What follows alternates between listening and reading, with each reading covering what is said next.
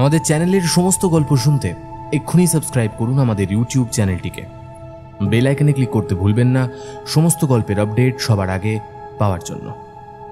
আপনারা বেল আইকনে ক্লিক করছেন তো? আমরা কিন্তু দেখতে পাচ্ছি আমাদের শ্রোতারা আমাদের গল্প শুনে চ্যানেলটি সাবস্ক্রাইব করলেও বেল আইকনে ক্লিক করছেন না। আপনাদের সকলের কাছে আমাদের বিশেষ নিবেদন, অনুগ্রহ করে আমাদের গল্প শুনে চ্যানেলটি সাবস্ক্রাইব করে বেল আইকনে ক্লিক করে দেবেন। তাহলে আমাদের সমস্ত গল্পের নোটিফিকেশনস আপনার কাছে পৌঁছে যাবে সবার আগে। জয়েন করতে পারেন ফ্রিকি ফ্রাইডে স্টোরিজকে মাত্র 29 টাকা প্রতি মাসের একটি প্ল্যানের মাধ্যমে, এবং যুক্ত হতে পারেন আমাদের এক্সক্লুসিভ মেম্বার্সের তালিকায়। কারণ ফ্রিকি ফ্রাইডে স্টোরিজে এখন নিয়মিত আসে আমাদের এক্সক্লুসিভ মেম্বারদের জন্য এক্সক্লুসিভ কিছু গল্প। তাই এক্ষুনি জয়েন করুন আমাদের সাথে মাত্র 29 টাকা প্রতি মাসে, আর উপভোগ করুন এক্সক্লুসিভ কন্টেন্টগুলো। নমস্কার, আমি সায়ন্তন। আপনারা শুনছেন ফ্রিকি ফ্রাইডে স্টোরিজ। ফ্রিকি ফ্রাইডেতে আজ আপনি শুনবেন লেখক উদ্দীপ্ত চৌধুরীর কলম থেকে একটি তারানাথতান্ত্রিক ফ্যানফিকশন গল্প, জাতিস্বর। আজকের গল্প পাঠে রয়েছে আর্য, গল্পের সূত্রধার আমি সায়ন্তন। শুনতে থাকুন ফ্রিকি ফ্রাইডে স্টোরিজের আজকের বিশেষ নিবেদন, উদ্দীপ্ত চৌধুরীর কলম থেকে জাতিস্বর।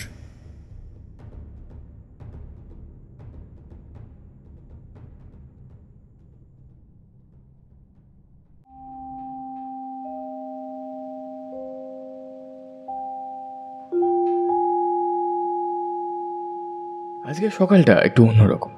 গরম চায়ের কাপে চুমুক দিতে দিতে আমার প্রিয় আরাম কেদারায় হেলান দিয়ে বসে রেডিওতে একটা পুরনো গ্রামোফোনের রেকর্ডিং শুনতে শুনতে সকালের খবরের কাগজটা একটু উল্টে পাল্টে দেখছিলাম। বেশ কয়েকদিন হলো আমার স্ত্রী বাড়িতে নেই, একটা বিশেষ কাজে বাপের বাড়ি গিয়েছে। তাই অগত্যা নিজেকেই হাত পুড়িয়ে রান্না করে খেতে হচ্ছে। রাতের খাবার অবশ্য মাঝে মধ্যে পাড়ার মোড়ের পাইস হোটেল থেকে আনিয়ে নিই, তবে ওই পর্যন্তই। হোটেলের রান্নার সাথে কি আর আমার স্ত্রীর হাতের রান্না তুলনা করা যায়? ভাবলাম যাই, রবিবারের সকালটা এভাবে বসে না থেকে একবার মটলেনে তারানাথের বাড়ি থেকে ঘুরে আসি। এদিকে বেশ কিছুদিন হলো কিশোরীরও দেখানি, অবশ্য সেও হয়তো আমার মতোই ব্যস্ত। অগত্যা জামাটা গলিয়ে সবে মাত্র বেরোতে যাব, এমন সময় দরজায় কড়াঘাত শুনতে পেলাম। দরজা খুলতেই দেখি কিশোরী এসে হাজির। আরে বিভূতি, এত সকালে চললে কোথায়? আরে আর বলো না, রবিবারের অলস সকালটাই ভাবলাম একটু তারানাথের বাড়ি থেকে ঢু দিয়ে আসি।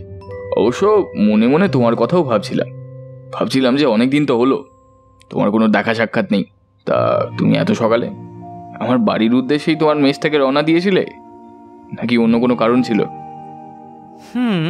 কারণ একটা ছিল বটে। আসলে আমার নতুন বই বেরোচ্ছে বুঝলে, কলেজ স্ট্রিটে এক প্রকাশকের বাড়ি গেছিলাম। ফেরার পথে ভাবলাম একবার তোমার সাথে দেখা করে যাই। তাছাড়া ঠাকুরমশাইয়ের বাড়িতেও তো বেশ কিছুদিন যাওয়া হয় না। সে ভালোই করেছো, তাহলে চলো যাওয়াই যাক। মূল রাস্তা থেকে ট্রামে চেপে যখন তারানাথের মঠ লেনের বাড়িতে গিয়ে পৌঁছলাম, তখন ট্যাঙ্ক ঘড়িতে সময় প্রায় বেলা 11টা। তারানাথের বাড়ির দরজার কড়া নাড়তে তারানাথের মেয়ে চারি এসে দরজা খুলল। আরে কাকা বাবুরা যে, কতদিন বাদে আজ আমাদের বাড়ি এলেন। অফিসে বড্ড চাপ যাচ্ছে রে মা, তাই তো আগের মতো আর ঘন ঘন ঠাকুরমশাইয়ের কাছে আসতে পারি না। উনি কি ঘরেই আছেন? হ্যাঁ বাবা, ঘরেই আছেন। আপনারা ভেতরে যান, আমি আপনাদের জন্য চা জলের ব্যবস্থা করছি। ঘরে প্রবেশ করতেই দেখি তারানাথ জানলার দিকে এক দৃষ্টে তাকিয়ে রয়েছে। তক্তপোষের পাশে রাখা হুঁকোর নিভু নিভু আগুনে কেন জানি না তাকে কেমন যেন উদাস মনে হলো। আমি তাকে প্রশ্ন করলাম, ঠাকুরমশাই, আজ আপনাকে কেমন যেন একটু অন্যমনস্ক লাগছে। তোমরা এসে গেছো দেখছি, বসো। আসলে আজ আমার জীবনে ঘটা একটা ঘটনার কথা বিশেষভাবে মনে পড়ছে। আজ তোমাদের একটা অন্যরকম গল্প শোনাবো। প্রতিবার আমি তোমাদের আমার জীবনের নানা অভিজ্ঞতার গল্প শুনিয়ে থাকি, তবে আজকের গল্পটা বেশ আলাদা। শোনার পর বুঝতে পারবে যে কেন এই ঘটনা আজও মনে পড়লে আমার মন বিষাদে ভরে ওঠে। আমি নিঃশব্দে আমার নিয়ে আসা পাসিং শোয়ের প্যাকেটটা এগিয়ে দিলাম তারানাথের দিকে। তারানাথ ওই প্যাকেট থেকেই একটা সিগারেট ধরালেন, তারপর বলতে শুরু করলেন।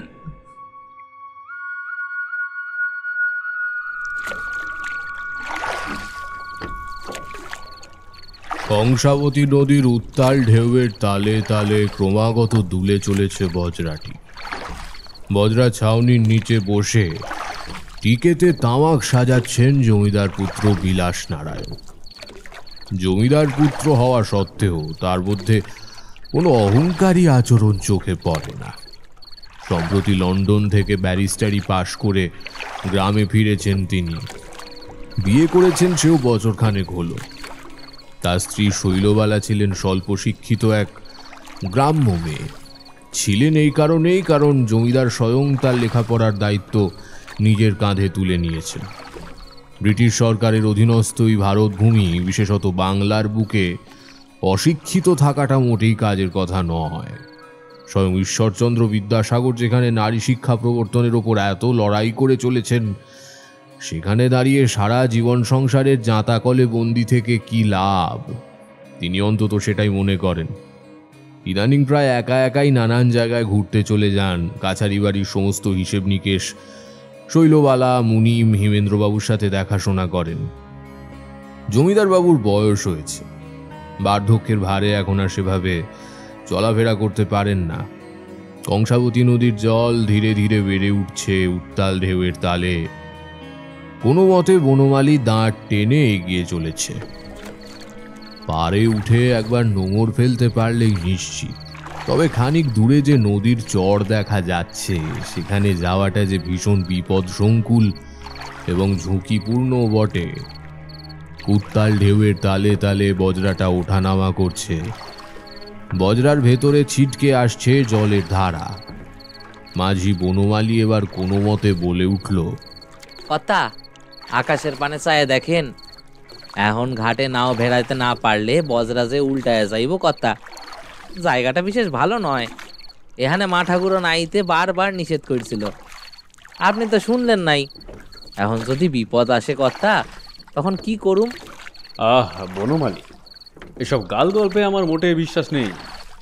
তুমি তো জানোই আমি এসবে মোটেই বিশ্বাস করি না। এসেছিলাম পাশের জঙ্গলে পাখি শিকার করতে, কিন্তু ভাগ্যটাই মন্দ দেখছি। এখন তুমি আবার এইসব কথা বলে চলেছ।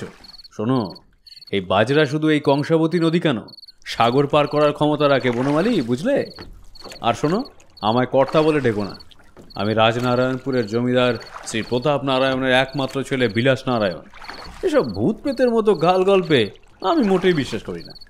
তাছাড়া বনমালী, তুমি এবং আমি সমবয়সী। আমি ছোট থেকে তোমার সাথে খেলাধুলা করে বড় হয়েছি। মাঝে কেটে গিয়েছে অনেকগুলো বছর। এই কংসাবতী নদীর মধ্যে দিয়ে বয়ে গিয়েছে অনেক জল। তুমি এবং আমরা খুব কাছের বন্ধু। হ্যাঁ, জমিদার বাড়িতে তুমি সকলের সামনে আমাকে কর্তা বলে ডাকতেই পারো, কিন্তু সকলের আড়ালে আমি তোমার সেই ছোট্ট বন্ধুটি আজও রয়ে গিয়েছি। আমাদের বয়স বেড়েছে, চুলে পাকও ধরেছে, দুজনের সংসারও হয়েছে, কিন্তু সেই বন্ধুত্বটা আজও অমলিন রয়ে গিয়েছে বনমালী, অমলিন রয়ে গিয়েছে। কথা আকাশের পানে চায়ে দেখেন, আজ রাতে বৃষ্টি হব, এমন বাতাস দিতেছে যে বজরা সামলানো মুশকিল। সেখানেই যে দানর চর কথা, এখন ওখানে যাওন ছাড়া যে আর গতি নাই। রাজনারায়ণপুর গ্রাম যে এখন মেলা দূর। আরও একটি বিষয় কথা, যখন ছোট ছিলাম তখন আমরা দুজনায় বিষয়টি অন্যরকম আসিল। শিশু মনে পাপ নাই, জাতপাতের বিভেদ নাই, ধর্ম অধর্মের ভয় নাই, সমাজে চোখ রাঙানি থাকে না কথা। আপনি জমিদার বাবুর একমাত্র পোলা, গাঁয়ের দণ্ডমুন্ডের কর্তা, আপনারে কি তুমি কখন যায়? গড়গড়াতে তামাক ভরে টিকিতে আগুন ধরিয়ে ভর ভর শব্দ করে খানিকটা ধোঁয়া টেনে নিয়ে হ্যাজাক লণ্ঠনের আলোর দিকে ছেড়ে বিলাস নারায়ণ বললেন, দেখো বনমালী, দেখো, যতক্ষণ না আমি হ্যাজাক লণ্ঠনের গায়ে ধোঁয়া ছাড়লাম, তার আগে অবধি এটি উজ্জ্বলতার সাথেই জ্বলছিল। কিন্তু যেই মুহূর্তে তার কাঁচের স্বচ্ছ শরীর আমি ধোঁয়ায় ঢেকে দিলাম, তখনই তার আলো ম্লান হয়ে এলো। এর থেকে তুমি কি বুঝতে পারলে বনমালী? কি আর বুঝুম কথা, এটাই বুঝলাম যে আপনার মাথা খান এক্কেরে খারাপ হয়ে গেছে। হাতে ধরে রাখা হুঁকোটা পাশে নামিয়ে জমিদার বিলাস নারায়ণ অট্টহাসি হেসে উঠলেন।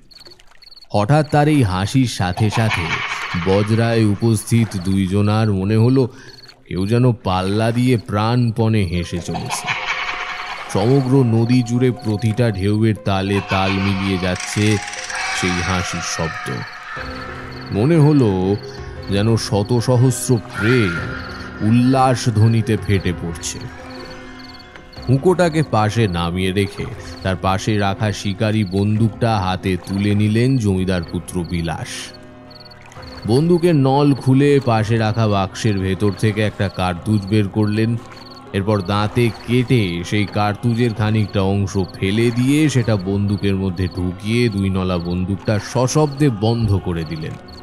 এরপর বজরার ছাউনির মধ্যে থেকে বেরিয়ে এসে বনমালীর দিকে তাকিয়ে বললেন, এইভাবে কে হাসলো বনমালী? ছোটবেলায় এই দিকটা তেমন কখনো আশা হয়ে ওঠেনি, তাই এমন ঘটনাও তো দেখিনি কখনো। প্রাণপণে দাঁড় টানতে টানতে বনমালী একবার ভয়ার্ত দৃষ্টিতে অন্ধকারের মাঝে চোখ রেখে কি যেন খুঁজতে লাগলো। কথা আপনারে কয়েছিলাম এখানে না আইতে, আপনি তো শুনলেন নাই। ভাবলেন গায়ের মুখ্য সূক্ষ্ম মানুষ আমি, এসব ভূত পিরেত গল্প কইরে আপনাকে ভয় দেখাচ্ছি। কিন্তু কথা এই যে আপনাদের বিলেত নয় গো কথা, গ্রামের দিকে এমন অনেক কিছুই রইছে যা আপনারা শিক্ষিত মানুষেরা বিশ্বাস করেন না গো কথা। বনমালী, বনমালী, তুমি ভুলে যাচ্ছ আমি কিন্তু এই গ্রামেরই মানুষ। ছোট থেকে ইংরেজি সাহিত্য পড়ে আমি বড় হয়েছি, শাস্ত্র জ্ঞান আমারও রয়েছে। তোমরা যেসব আত্মা দানো কিংবা ভূত প্রেতের কথা বলো, ওগুলো তো মৃত্যুর পর মুক্তি না পাওয়া প্রেত, কি তাই তো? কিন্তু শাস্ত্রে বলে আত্মা অমর। আত্মাকে আগুনে পোড়ানো যায় না, জলে ডোবানো যায় না, কোনো অস্ত্র দিয়ে একে কাটাও যায় না। মানুষের মৃত্যুর পর আত্মা আবারও পুরনো খোলস ছেড়ে নতুন খোলস খুঁজে নেয়। তাহলে এইসব প্রেত, জনি, ভূত, পিশাচ এগুলো সবই মানুষের মন করা কল্পনা, তাই নয় কি? সেইটাই তো কথা। সবই যদি কল্পনা হয় তাহলে নিজের কানে গুইটা কি শুনলেন কন দেইনি? জানি না বনমালী, আমি সত্যিই জানি না। কথা গোরা সাহেবদের সাথে মিশে তাদের দেশে গিয়ে যতই পড়ালেখা করে পাশ করে আসেন না কেনে, ধ্যানও যে রয়েছে তার এটাই প্রমাণ। আমার মনে হয় দেউ আমাদের পিছু নিচে কথা। কি যাতা বলছো বনমালী? এসব আমি মানি না। আর যদি তেমন কিছু এসেও থাকে, তার মাথার খুলি ওড়াতে আমার এই শিকারি বন্দুকের একটি গুলি যথেষ্ট। ততক্ষণে একটা বড় ঢেউ এসে আছড়ে পড়েছে বজরায়। বজরাটা এবার টাল সামলাতে না পেরে বাঁদিক ডান দিক করে খানিকটা বেঁকে গেল। বনমালী চেঁচিয়ে বলে উঠল, কথা সাবধান, জলে পড়ে গেলে কিন্তু কংসাবতীর নদীর ঢেউ ভাসিয়ে লইয়া যাবে। কোনো মতে বজরার একদিকটা ধরে নিজেকে সামলে নিলেন বিলাস নারায়ণ। বজরাটা ঢেউয়ের ওঠা নাওয়ার সাথে সাথে ভয়ঙ্করভাবে দুলছে। তাদের অলক্ষ্যে কখন যে বজরার ছাউনির মধ্যে রাখা কলকেটা গড়িয়ে তার ভেতরে থাকা আগুন ছাউনির মধ্যে কাঠের আরাম কেদারায় ধরে গেছে, সেটা কেউ খেয়াল করেনি। হঠাৎ করে বিলাসের নজর পড়ল সেদিকে। ততক্ষণে বজরার খানিকটা অংশে আগুন ধরে গেছে। লেলিহান আগুনের শিখা ধীরে ধীরে ছড়িয়ে যাচ্ছে গোটা বজরায়। এদিকে কংসাবতী নদীর উত্তাল ঢেউ আছড়ে পড়ছে বজরায়। বজরাটি ভয়ঙ্করভাবে দুলতে শুরু করেছে। বনমালী চেঁচিয়ে বলে উঠল, কথা সামনেই ধানোর চর দেখা যাইতেছে। বজরায় থাকলে মরুম, সরে গেলেও মরতেই হইব, তবে শেষ একখান চেষ্টা তো করতেই হইব কথা। আকাশে জমে উঠেছে ঘন কালো মেঘ। থেকে থেকে কালো মেঘের বুক চিরে নদীর উত্তাল ঢেউয়ে মিশে যাচ্ছে বাজের বেগুনি আলো। এদিকে ততক্ষণে বজরার অধিকাংশ জায়গা গ্রাস করেছে কলকের আগুন। হঠাৎ আবারও ভেসে এলো সেই হাসির শব্দ। বাজের আওয়াজের সাথে ক্রমান্বয়ে বেড়ে চলেছে সেই হাসির দমক। হঠাৎ জলের ভেতর থেকে বেরিয়ে এলো দুটো কালো হাত। সেই কঙ্কালসার হাতে মাংসের লেশমাত্র নেই। হাতের নখগুলো তীক্ষ্ণ এবং এতটাই ধারালো যে বজ্রার পাটাতন স্পর্শ করা মাত্রই কাঠের বজ্রার মাঝে সৃষ্টি হলো ফাটল। সেখান দিয়ে হু হু করে জল ঢুকতে লাগলো বজ্রার ভেতরে। এদিকে সেই লেলিহান আগুনের গ্রাসে বজ্রাটা দাউ দাউ করে জ্বলছে। অন্যদিকে বজ্রার মাঝে ফুটো হয়ে উত্তাল কংসাবতী নদীর জল প্রবেশ করছে। আরেকদিকে পেছনে মুখ ঘুরিয়ে প্রাণপণে দাঁড় বেয়ে চলেছে বনমালী। তারা প্রায় সেই দানোর চরের কাছাকাছি এসে পড়েছে। ধীরে ধীরে তাদের আর চরের মাঝের দূরত্ব কমতে শুরু করেছে। বনমালী চিৎকার করে বলে উঠল, কর্তা, প্রাণে বাঁচনের লিগায় হন এই দানোর চর খান আমাদের কামে আইব। কাল সকাল হইলে এই গান ব্যবস্থা করা যাইব কর্তা। কোনো মতে টাল সামলাতে বজ্রার মেঝেতে বসে বিলাস নারায়ণ বললেন, হ্যাঁ বনমালী, এছাড়া আর যে উপায়ও নেই। আর খানিকক্ষণ, এরপরেই। কথাটা শেষ হলো না তার আগেই তিনি অনুভব করলেন কখন যেন বজ্রা ফুটো হয়ে অকুল ধারায় হু হু করে জল প্রবেশ করছে তার ভেতর। জল ছুঁয়ে যাচ্ছে তার পা। তবে এতে আগুন নেভার পরিবর্তে তীব্র জোলো হাওয়ার দাপটে সেটা দ্রুত বেগে ছড়িয়ে যাচ্ছে। এখনো যে বেশ খানিকটা পথ বাকি। তাহলে উপায়? হঠাৎ পেছন থেকে জলের ওপর ছলাৎ ছলাৎ শব্দ শুনে জমিদার বিলাস নারায়ণ পেছনে ঘুরে তাকালেন। এরপর তিনি যা দেখতে পেলেন তাতে তার চক্ষু স্থির হয়ে গেল। তিনি দেখতে পেলেন কখন যেন তাদের অলক্ষ্যে এক বিরাট রোগাটে গড়নের অবয়ব তাদের বজ্রায় এসে হাজির হয়েছে। তার সারা শরীর জুড়ে দাউ দাউ করে জ্বলছে আগুন। কালো পোড়ো শরীরটা থেকে গলে পড়ছে পচা মাংসের স্তূপ। অবয়বটি উচ্চতায় প্রায় 8 ফুট। তার রোগাটে কঙ্কালসার হাতের কালো নখগুলো বজ্রার মেঝে ছুঁয়েছে যেন। তার মাথার চুল সজারুর কাঁটার মতো খাড়া। পায়ের দিকে তাকাতেই এবার চমকে উঠলেন জমিদার পুত্র। তার পায়ের পাতাগুলো ঠিক যেন স্বাভাবিক মানুষের মতো নয়। অনেকটা কোলা ব্যাঙের মতো পায়ের 3টে আঙুল পাতলা চামড়ার সাহায্যে একে অপরের সাথে যুক্ত। তার মাথাটা একদিকে কাত করা। এবার চোখ পড়ল তার মুখের দিকে। তার বিরাট হাঁ হয়ে থাকা মুখটায় সারি সারি তীক্ষ্ণ দাঁত নিচের অংশের চোয়াল ভেঙে ঝুলছে। সেই মুখের ভেতর থেকে বাইরে বেরিয়ে এসেছে করাতের মতো শয়ে শয়ে তীক্ষ্ণ দাঁত, ঠিক যেন একটা বিরাট কুমিরের মুখ। তার চোখ দুটো ধীরে ধীরে বড় হচ্ছে। ধীরে ধীরে সেটা এতটাই বড় আকার ধারণ করলো যে বিলাসবাবুর মনে হলো সেই চোখ দিয়ে যেন একটা গোটা মানুষকে আস্ত গিলে নেবে সে। আকাশ থেকে আবারও নেমে এলো এক তীব্র বিদ্যুতের বেগুনি শিখা। হাওয়ার বেগ আরো তীব্র হচ্ছে। সে জমিদারের দিকে চেয়ে উচ্চস্বরে হেসে উঠে এক অপার্থিব কণ্ঠে বলল,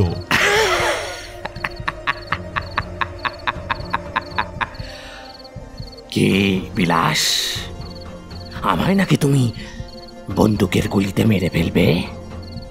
তোমার একটা কার্তুজ নাকি আমার মাথার খুলি উড়িয়ে দেওয়ার জন্য যথেষ্ট? জমিদার কাঁপা কাঁপা হাতে বন্দুকটা ধরে তার দিকে তাক করলেন। ততক্ষণে ঘুরে দাঁড়িয়েছে বনমালীও। অস্ফুট স্বরে এসে বলল, কথা এ যে দেও, স্বরের দেও, যাকে মাঝিরা জলের দেবতাও বলে। বলা হয় তার পুজো না করে জলে নেমে মাছ ধরলে দেবতা রেগে যান। ইনি যে বাঘ। তুমি থামো থামো বনমালী, থামো। এ দানব হোক কিংবা দেবতা বা যেই হোক বা অন্য কেউ, আজ রাতে ওকে গুলি করে ওর খুলি ফাটিয়ে এই কংসাবতী নদীর জলে ভাসিয়ে দেব আমি। কর্তা, দেউরে কি বন্দুকের গুলিতে মারা যায়? ওই দেখেন সর চলেইছে। চলেন চলেন কর্তা, আমরা সাঁতরে বাকি পথটুকু পার করি গো। এমনিতেই এই বজ্রা ডুবতে বসছে কর্তা। আমি যে আপনার গিন্নিকে কথা দিছি, আমি থাইতে আপনার কোনো ক্ষতি হতেই দিমু না। না না না বনমালী, আমিও দেখি ওর ক্ষমতা কতটা। দেখি ও আমার বন্দুকের গুলির মোকাবিলা করতে পারে কিনা। ট্রিগার টেনে ধরতেই বাতাস কেটে একটা গুলি আছড়ে পড়ল তার শরীরে। শরীরটা তখনও একই জায়গায় স্থির হয়ে রয়েছে। পাঞ্জাবির পকেট হাতড়ে আরও একটা গুলি হাতে তুলে নিলেন তিনি। এবার কার্তুজটা মুখের কাছে নিয়ে দাঁত দিয়ে তার খানিকটা অংশ কামড়ে নিচে ফেলে দিলেন। অদ্ভুত দর্শনের সেই অবয়ব তখনও কোনো কথা না বলে ঠায়ে দাঁড়িয়ে ওই একই জায়গায়। আগুন তার সারা শরীর বেয়ে ওপরের দিকে উঠছে, তবে মাঝে জল জমে যাওয়ায় সেদিকে আসতে পারছে না। আবারও এক প্রচণ্ড হাওয়ায় দুলে উঠল বজরাটি। ধীরে ধীরে জল পায়ের পাতা ছাড়িয়ে কোমর ছুঁয়েছে। কোমর জলে দাঁড়িয়ে জমিদার পুত্র বিলাস নারায়ণ গর্জন করে বলে উঠলেন, আজ মরতে হয় মরবো, কিন্তু তোকে শেষ করে মরবো। আবারও বন্দুকের নল গর্জে উঠল। বাতাস কেটে একটা গুলি এবার আছড়ে পড়ল তার বিরাট হাঁ হয়ে থাকা মুখের ঠিক ভেতরে। মুহূর্তের মধ্যে গুলিটা মাথা ফাটিয়ে দিয়ে আছড়ে পড়ল ডুবন্ত বজরার গায়ে। উপস্থিত দুজনেই সচকিত চোখে দেখতে পেল তার মাথার পেছনটা ফুটো হয়ে গেছে। সেখান থেকে চুইয়ে পড়ছে কালো রক্তের স্রোত। জল এবার কোমর ছাপিয়ে বুক স্পর্শ করেছে। পাঞ্জাবির ভেজা পকেট থেকে আরও একটি কার্তুজ বার করতেই যাবে, ঠিক সেই সময় এক তীব্র গর্জন করে উঠল সেই অদ্ভুত দর্শন জীব। তার মুখের ভেতর থেকে বেরিয়ে এলো এক কালো লকলকে সাপের মতো চেরা জীব। মাথার পেছনটা যেখানে খানিকক্ষণ আগে গুলি লেগেছিল, সেখানকার মাংসপিণ্ডগুলো একে অপরের সাথে জোড়া লেগে অদ্ভুতভাবে ক্ষতস্থান ভরিয়ে দিচ্ছে। লোকটা যেন জলে ভাসতে ভাসতে এগিয়ে আসছে তাদের দিকে। ঠিক সেই সময় বনমালী জমিদারকে ঠেলা মেরে ফেলে দিল উত্তাল ঢেউয়ের মাঝে, এবং সে নিজে হাতে ধরে থাকা বৈঠাটা হাতে নিয়ে সনসন করে বাতাসে পাক খাওয়াতে লাগলো। সে নিজে যে ছোটবেলায় এই জমিদারের সাথেই লাঠি খেলা শিখেছে। পেশায় সে জমিদার বাড়ির বজরার মাইনে করা মাঝি হলেও বন্ধুত্বটা আজও অটুট রয়ে গেছে তার।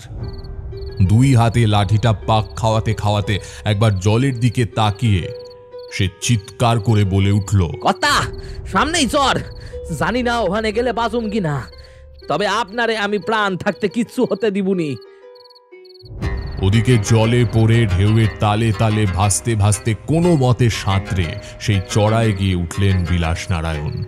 তিনি মাটিতে উবু হয়ে বসে হাঁপাতে হাঁপাতে দেখতে পেলেন বনমালী লাঠি হাতে ঝাঁপিয়ে পড়েছে তার উপর। সেই দেও যাকে খানিক আগেই বনমালী বাঘ বলে সম্বোধন করেছিল, সে তার হাতের ধারালো নখ বসিয়ে দিয়েছে বনমালীর বুক লক্ষ্য করে। এরপর একটা কান ফাটানো আর্তনাদ। বনমালীর বুক চিরে এসে বার করে আনলো টাটকা লাল হৃৎপিণ্ডটা। এরপর তার বিরাট হাঁ হয়ে থাকা মুখের মধ্যে ঢুকিয়ে আয়েশ করে চিবোতে লাগলো সে। তীরে বসে জমিদার পুত্র বিলাস নারায়ণ মাথার চুল খামচে ধরে চিৎকার করে ডুকরে কেঁদে উঠল, না না না না না না না না, এ হতে পারে না, এ হতে পারে না, কিছুতেই না। বনমালী, বনমালী এইভাবে আমায় ছেড়ে যেতে পারে না, কিছুতেই না। তীব্র অট্টহাসি দিয়ে সে বনমালীর নিথর শরীরটা জলে ছুঁড়ে মারল। দেহটা ভাসতে ভাসতে এগিয়ে আসতে লাগলো চরের দিকে। ওইদিকে বজরাটা ধীরে ধীরে তলিয়ে যাচ্ছে জলের তলায়। জ্বলন্ত অগ্নিপিণ্ড যেন ধীরে ধীরে মিলিয়ে যাচ্ছে অন্ধকারের অতলে। ঝপাং করে একটা শব্দ হলো। এবার জলে লাফ দিয়েছে রাতের ভয়ঙ্কর পিশাচ, যাকে বলা হয় চরের দেও এবং জলের দেবতা। এমন এক অদ্ভুত দর্শন জীবকে কেনই বা একই সাথে দেও আবার দেবতা বলা হচ্ছে বুঝতে পারলেন না জমিদার বিলাস। রয়ে গেল আরও কিছু প্রশ্ন। কেন এই চরকে দানয়ে পাওয়া বলে? লাশটা ভাসতে ভাসতে তীরে এসে ঠেকল। এবার সেই পিশাচকে আর দেখা যাচ্ছে না কোথাও। বজরাটাও ডুবে গেছে। সে বনমালীর লাশ টেনে আনলো তীরে। তারপর তাকে বুকে আঁকড়ে ধরে ডুকরে কেঁদে উঠল। সে চিৎকার করে বলে উঠল, কেন কেন বনমালী, কেন তুমি আমার জন্য ওর সাথে লড়তে গেলে? তুমি যে আমার আপনজন ছিলে বনমালী, আজ নিজের প্রাণ দিয়ে রক্ষা করে গেলে আমার জীবন। বনমালী, তুমি যে বহুকাল ধরে জমিদার বাড়ির বিশ্বস্ত মানুষ ছিলে, আর আজ প্রাণ দিয়ে রক্ষা করে গেলে আমায় বনমালী।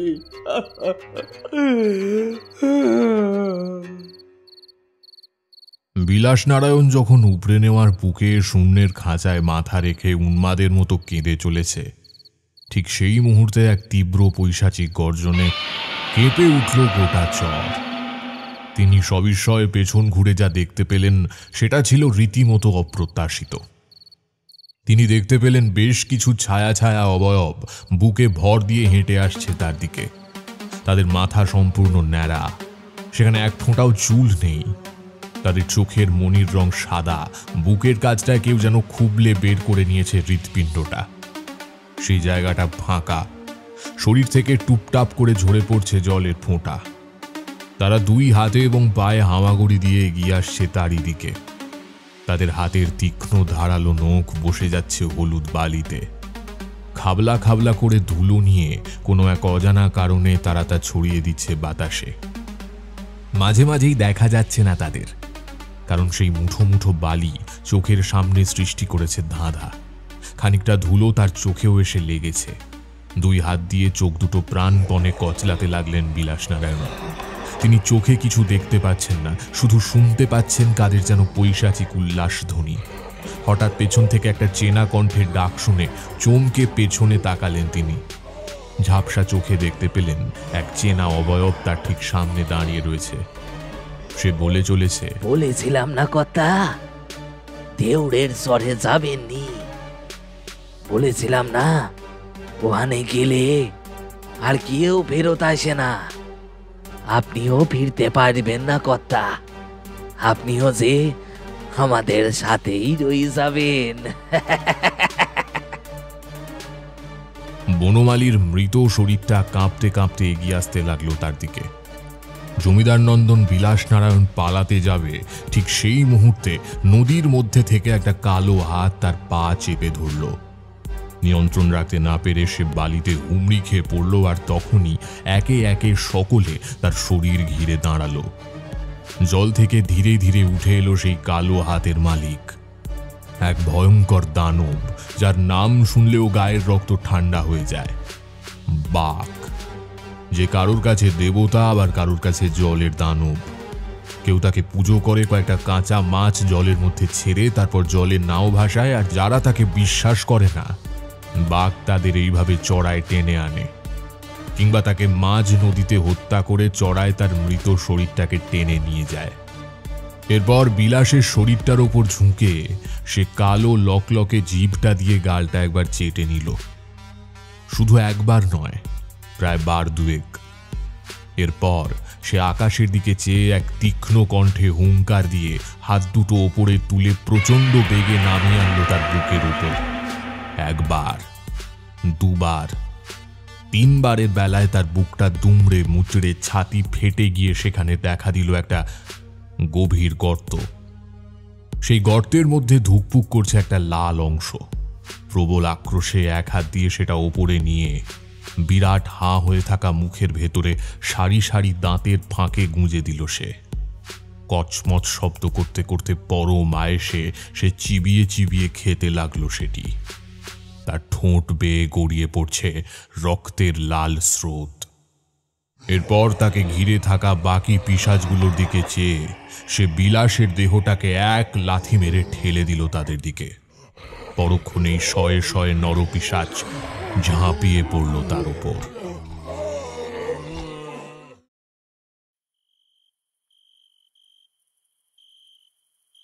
তখন আমার বয়স প্রায় 18 হবে। তখন আমি এক প্রাণবন্ত কিশোর। গৃহত্যাগী হয়েছিলাম সেও প্রায় 2 বছর আগে। আমার জন্মলগ্নে রেবতী নক্ষত্রের অবস্থান দেখে আমাদের গাঁয়ের এক জ্যোতিষী বলেছিল, এ ছেলে কখনো সংসারী হতে পারবে না, তার ঘরের ওপর কোনো টান থাকবে না। তোমাদের আগেও বলেছি যে ওই 18 বছর বয়সেই প্রথম তন্ত্র শিক্ষা হয় শ্মশানের মা তুপাগলির কাছে।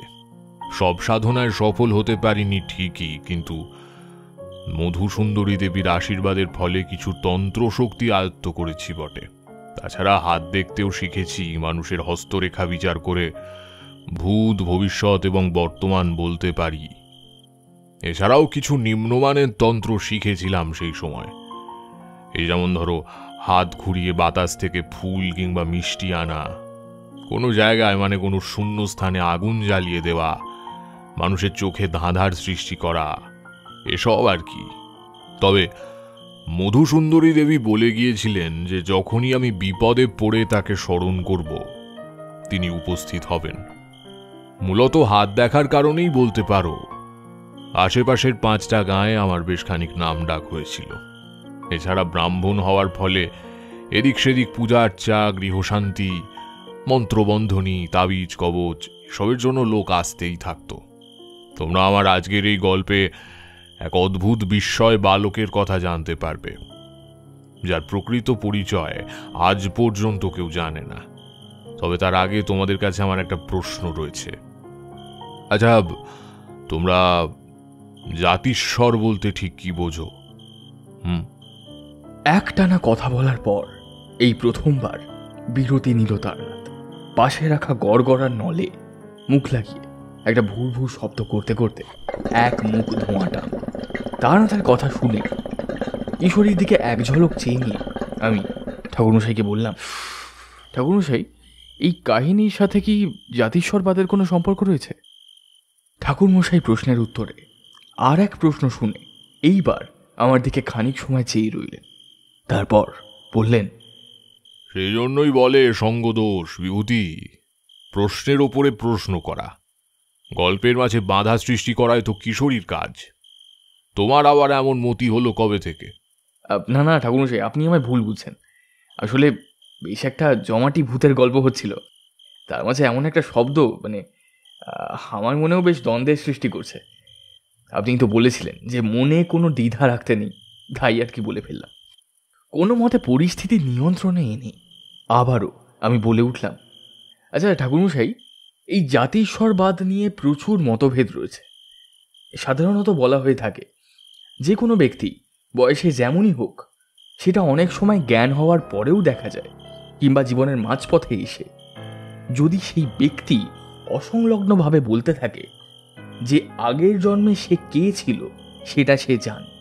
এমন কোনো ঘটনা যা পূর্বজন্মে ঘটেছিল, কিংবা পূর্বজন্মের পরিবার কিংবা তার জন্মস্থান সে চেনে, এবং তার কথা যদি ভিত্তিসম্মত হয় তবে তাকে জাতিস্বরবাদী তার ছকে ফেলা হয়। কিন্তু ঠাকুরমশাই, আমি এটা বুঝলাম না যে এই গল্পের সাথে জাতিস্বরবাদের কি সম্পর্ক? হ্যাঁ, তোমার অনুমান সঠিক, তবে বড়ই ভাষা ভাষা। জাতিস্বরবাদ জীবনের একটি এমন কালকে নির্দেশ করে যেখানে কর্মচক্রে আবর্তিত হওয়া কোনো আত্মা এক শরীর ছেড়ে আরেক শরীরে সেই আগের জন্মের স্মৃতি নিয়েই প্রবেশ করে। অনেক সময় এমনও দেখা গিয়েছে যে আধ্যাত্মিক স্তরের কোনো সাধক পরের জন্মে তার কর্মের ফলের কারণে তার পূর্বজন্মের সকল স্মৃতির ভার বহন করছেন। আবার এটাও দেখা গেছে যে কোনো সাধারণ মানুষ অনেক সময় জাতিস্বর হয়ে ওঠে। এই সকল কিছুই ভাগ্যচক্রের খেলা, সবই যে কর্মের ফল। তবে তারা কর্মচক্রের গুরুত্বকে উপলব্ধি করতে পারে না, শুধুমাত্র বিশেষ কিছু ঘটনা মনে করতে পারে, এই যা। সবচেয়ে উল্লেখযোগ্য বিষয় হচ্ছে এই পূর্বজন্মের স্মৃতির ঘটনাটা অধিকাংশ ক্ষেত্রে শিশুদের মধ্যে সবচেয়ে বেশি দেখতে পাওয়া যায়, যেখানে তারা এই কর্মচক্র, আধ্যাত্মিকতা এসব বিষয়ে কোনোরূপ পরিষ্কার ধারণা রাখে না। আমারও এমনই এক জাতিস্বরের সাথে ভাগ্যক্রমে দেখা হয়েছিল। গড়গড়াতে মুখ লাগিয়ে আবারও ভুর ভুর শব্দ করে এক বুক ধোঁয়া টেনে তারনাথ আবার বলে উঠল, জাতিস্বর হওয়া একদিকে যেমন আশীর্বাদ, তেমনি আরেকদিকে অভিশাপও বলতে পারো। আধ্যাত্মিক স্তরে সাধক কিংবা আমাদের মতো তমগুণ সম্পন্ন তান্ত্রিক সাধকেরা উচ্চমানের সাধক হয়ে থাকেন, যদিও আমি মোটেই তেমনটা নই। অন্তত আমি নিজেকে তেমনটা মোটেই মনে করি না। যাক সেসব। এই স্তরের সাধকেরা সাধারণত পুনর্জন্ম লাভ করেন না, কারণ মৃত্যুর পর তারা উচ্চ স্তরের আত্মায় পরিণত হন। কিন্তু কিছু ক্ষেত্রে যদি কোনো অপূর্ণ কাজ রয়ে যায়, তাহলে আবারও তাদের জন্মগ্রহণ করতে হয় এক নতুন শরীরে। তবে তারা হন সৎ, কর্মনিষ্ঠ এবং মহাজ্ঞানী। এদের জন্মের পর থেকেই পূর্বজন্মের সকল ঘটনা মনে পড়ে যায়। এই গেল দু ধরনের জাতিস্বরের মধ্যে পার্থক্য। এবার মূল ঘটনায় ফিরে আসি। তখনও আমার তন্ত্র শিক্ষা সম্পন্ন হয়নি। বাংলার বিভিন্ন প্রান্তে ঘুরে চলেছি এক সৎ গুরুর আশায়। সময় পেলে এর বাড়িতে টুকিটাকি পূজা অর্চনা করি। তার পরিবর্তে চাল, ডাল, শস্যদানা অথবা কিছু পয়সা পাই, যা দিয়ে আমার পেটের খিদে মেটানোর সাথে সাথে পথের খরচ খরচাও এক প্রকার উঠে যায় বলতে পারো। তোমরা তো জানোই, যজমানি করে আর কটা টাকাই বা আয় হয়। তার চেয়ে আপিসে কলম পেশার কাজ ঢের ভালো। অন্তত মাস গেলে কিছু টাকা হাতে আসে। তবে সাধারণ গৃহস্থ জীবন ছেড়ে এই পথে আসা একান্তই আমার ব্যক্তিগত সিদ্ধান্ত। তার জন্য আমি কাউকে দোষ দিই না। মধুসুন্দরী দেবী তো বলেইছিলেন যে আমি কখনো ধনী হতে পারবো না, তবে মোটা ভাত আর কাপড়ের অভাব সেভাবেও হবে না কখনো। এখনো জ্যোতিষ চর্চা করে দুটো পেট তাই চালাতে পারছি। যাই হোক, এমনই একদিনে ঘুরতে ঘুরতে আমি একটি গ্রামে এসে উপস্থিত হই। গ্রামের নামটা ছিল সম্ভবত নিশুন্দিপুর। পথশ্রমে ক্লান্ত হয়ে আমি গাঁয়ের একটি চায়ের দোকানে ঢুকে কাঠের বেঞ্চিতে বসে খানিক জিরিয়ে নিতে থাকি। দোকানির কাছে এক গ্লাস জল চাওয়ায় তিনি দোকানে রাখা একটি মাটির কলসি থেকে জল নিয়ে আমায় দেন। এরপর নিজে থেকেই এক ভাঁড় চা আমার দিকে বাড়িয়ে দিতে আমি তাকে বলি, আমার কাছে যে এই মুহূর্তে বিশেষ টাকা নেই, এই চায়ের দাম আমি মেটাবো কি করে? ঠাকুরমশাই, আপনি সজ্জন ব্রাহ্মণ। আপনাকে সেবা করতে পারলে যে গৃহস্থের মঙ্গল হবে। আপনি চা খান ঠাকুরমশাই, আপনাকে দাম দিতে হবে না। না না, সে হয় না। আমি আজ পর্যন্ত কাউকে তার প্রাপ্য থেকে বঞ্চিত করিনি। তাছাড়া আমায় আপনি করে সম্বোধন করতে হবে না। আমি নিতান্তই 18 বছরের তরুণ মাত্র। আপনার থেকে বয়সে অনেক ছোট। তবে আপনি যখন এত করে বলছেন, বেশ, তাহলে তাই হবে। বেশ বেশ। আসলে মানুষকে সেবা করে, ক্ষুধার্তকে অন্নদান করে এবং তৃষ্ণার্তের পিপাসা দূর করে মনে বড় শান্তি পাওয়া যায়। তা তোমার নাম কি? এখানে কোথায় এসেছো? কার বাড়ি? কাঠের বেঞ্চে আয়েশ করে বসে চায়ের ভাঁড়ে একটা চুমুক দিতে নিমেষে যেন সকল ক্লান্তি দূর হলো। ওই যে বলে না, যা আছে ভাণ্ডে তাই এই ব্রহ্মাণ্ডে, আর যা নাই ভাণ্ডে তা শুধুই মরীচিকা মাত্র। তবে সত্যি বলতে আশ্চর্য হলাম একজন সাধারণ চায়ের দোকানদারের মুখে এমন শুদ্ধ ভাষা এবং মানবিকতার বাণী শুনে। সত্যি বলতে মনে মনে খুশিও হলাম। আমি তাকে বললাম, আমি তারানাথ, তন্ত্রমতে দীক্ষিত এক বামাচারী তান্ত্রিক সন্ন্যাসী এবং স্বয়ং মহামায়ার সাধক। আমি গৃহত্যাগী হয়েছি 2 বছর হল। বর্তমানে বাংলার গ্রামে গ্রামে ঘুরে বেড়াই এক সদ্গুরুর সন্ধানে, কারণ আমার তন্ত্র শিক্ষা যে আজও সম্পন্ন হয়নি। বেশ বেশ, শুনেও বড় ভালো লাগলো যে আজ আমার এই ছোট্ট চায়ের দোকানে এক তান্ত্রিক সন্ন্যাসীর আগমন ঘটেছে। আমার নাম বিমল। আমি এই গাঁয়ে থাকি। এখান থেকে খানিক দূরেই আমার বাড়ি। তবে আপনি যেমন গুরুর সন্ধান করছেন, তেমন আমিও একজনের সন্ধান করছি, যে আমার জীবনের এক জটিল ধাঁধার সমাধান করতে পারবে। তবে আপনার নামটা আমি আগেও শুনেছি। আমার নাম কার মুখ থেকে শুনেছেন? সে যে কে তা আমিও জানি না তারানাথ। সে হঠাৎ করেই আসে, আবার রাতের আঁধারে মিলিয়েও যায়। তার যাওয়া কিংবা আসার কোনো নির্দিষ্ট সময়ও নেই। তবে সে তার নাম বলেছিল অমরজিৎ। অমরজিৎ? এ নামটা তো এর আগে আমি অনেকের মুখেই শুনেছি। আমি এও শুনেছি বিমলদা, যখনই কোনো মানুষ বিপদে পড়ে সেইভাবে হঠাৎ করেই এসে তাকে সমাধান বলে দিয়ে যায়, তারপর আবারও হারিয়ে যায়।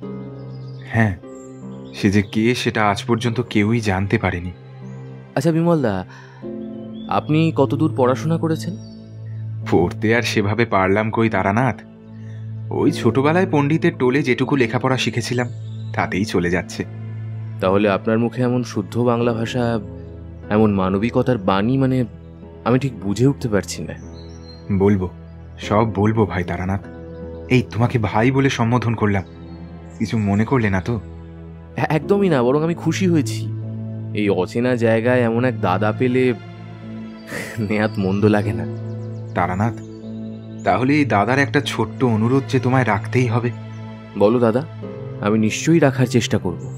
তারানাথ, কটা দিন যদি তুমি আমার বাড়িতে কাটিয়ে যাও তাহলে আমি এবং তোমার বৌদি খুব খুশি হব। তাছাড়া তোমার সকল প্রশ্নের উত্তর সেখানেই যে রয়েছে।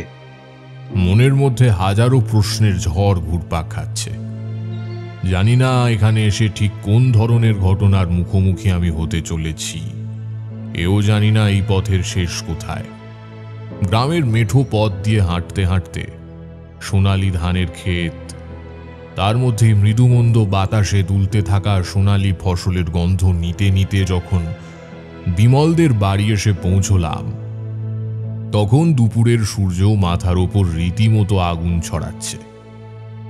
ঘরের দাওয়ায় পা দেওয়া মাত্র 1 বছর 30-এর মহিলা আটপৌড়ে শাড়ি পরে মাথায় ঘোমটা দিয়ে আমার দিকে এগিয়ে এলো।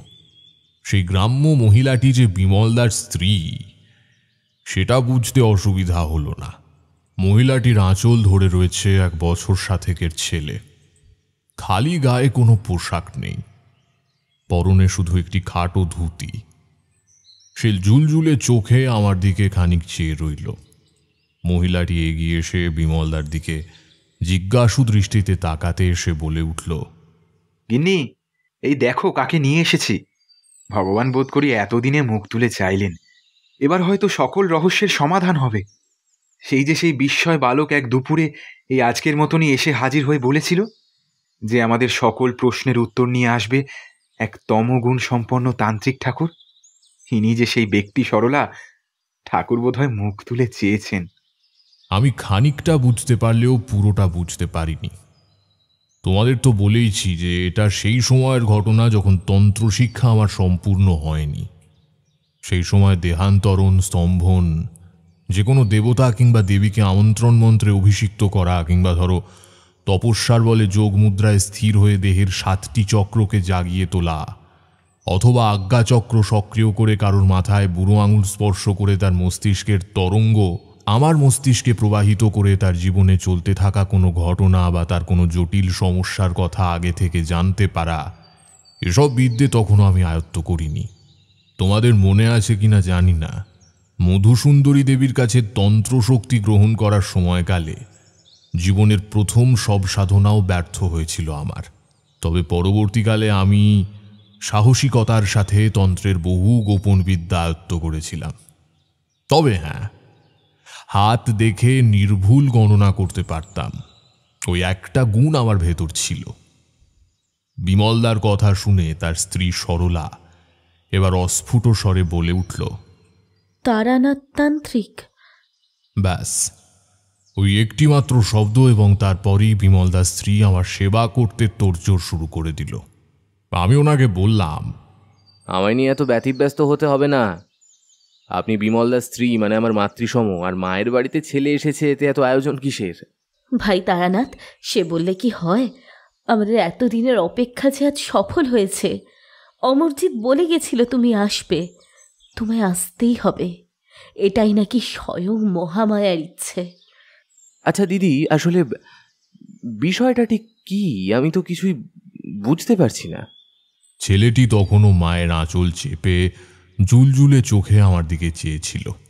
এবার তার মাথায় হাত রেখে বিমলদা বলল, এটি যে সবচেয়ে বড় সমস্যা তারানাথ। আমি এবার তার দিকে ভালো করে লক্ষ্য করলাম, তাকে হাতছানি দিয়ে কাছে ডাকলাম, কিন্তু সে আমার কাছে আসার পরিবর্তে মায়ের আঁচল আরো শক্ত করে চেপে ঠায় দাঁড়িয়ে রইল। তার মধ্যে আমি অন্তত কোনো অস্বাভাবিকতা দেখতে পেলাম না। অচেনা মানুষ দেখে ভয় পেয়ে আসতে চাইছে না, এটা তো স্বাভাবিক ঘটনা। আমি বিমলদাকে প্রশ্ন করলাম, এটা আপনার ছেলে নিশ্চয়ই, কি না ওর? হ্যাঁ তারানাথ, তোমাকে যে দোকানে বলেছিলাম না, জন্মের পর থেকে সে রীতিমতো পণ্ডিতদের মতন কথা বলে। এখনো টোলে ভর্তি করিনি, অথচ গড়গড়িয়ে নামতা বলে যায়। এদিকে বেদ পুরাণ এসব বিষয়ে অগাধ জ্ঞান। ওর নাম সন্তোষ। হঠাৎ একটা অদ্ভুত ঘটনা ঘটল, যার জন্য আমি মোটেই প্রস্তুত ছিলাম না। সন্তোষ নামটা শুনতেই কেন জানি না ছেলেটা হঠাৎ ডুকরে কেঁদে উঠল। মাটিতে হাত পা ছড়িয়ে কাঁদতে কাঁদতে পাগলের মতো ব্যবহার করতে লাগলো। সরলা দিদি মানে বিমলদার স্ত্রী গিয়ে তাকে কোলে তুলে নিতে গেলে অদ্ভুতভাবে সে তাকে এক ভারী গম্ভীর পুরুষ কণ্ঠে বলল, কতবার বলবো আমি সন্তোষ নয়। না না, আমি সন্তোষ নই। ভগবদ্গীতা একটা শ্লোক রয়েছে, সেটা সকলের জানা উচিত।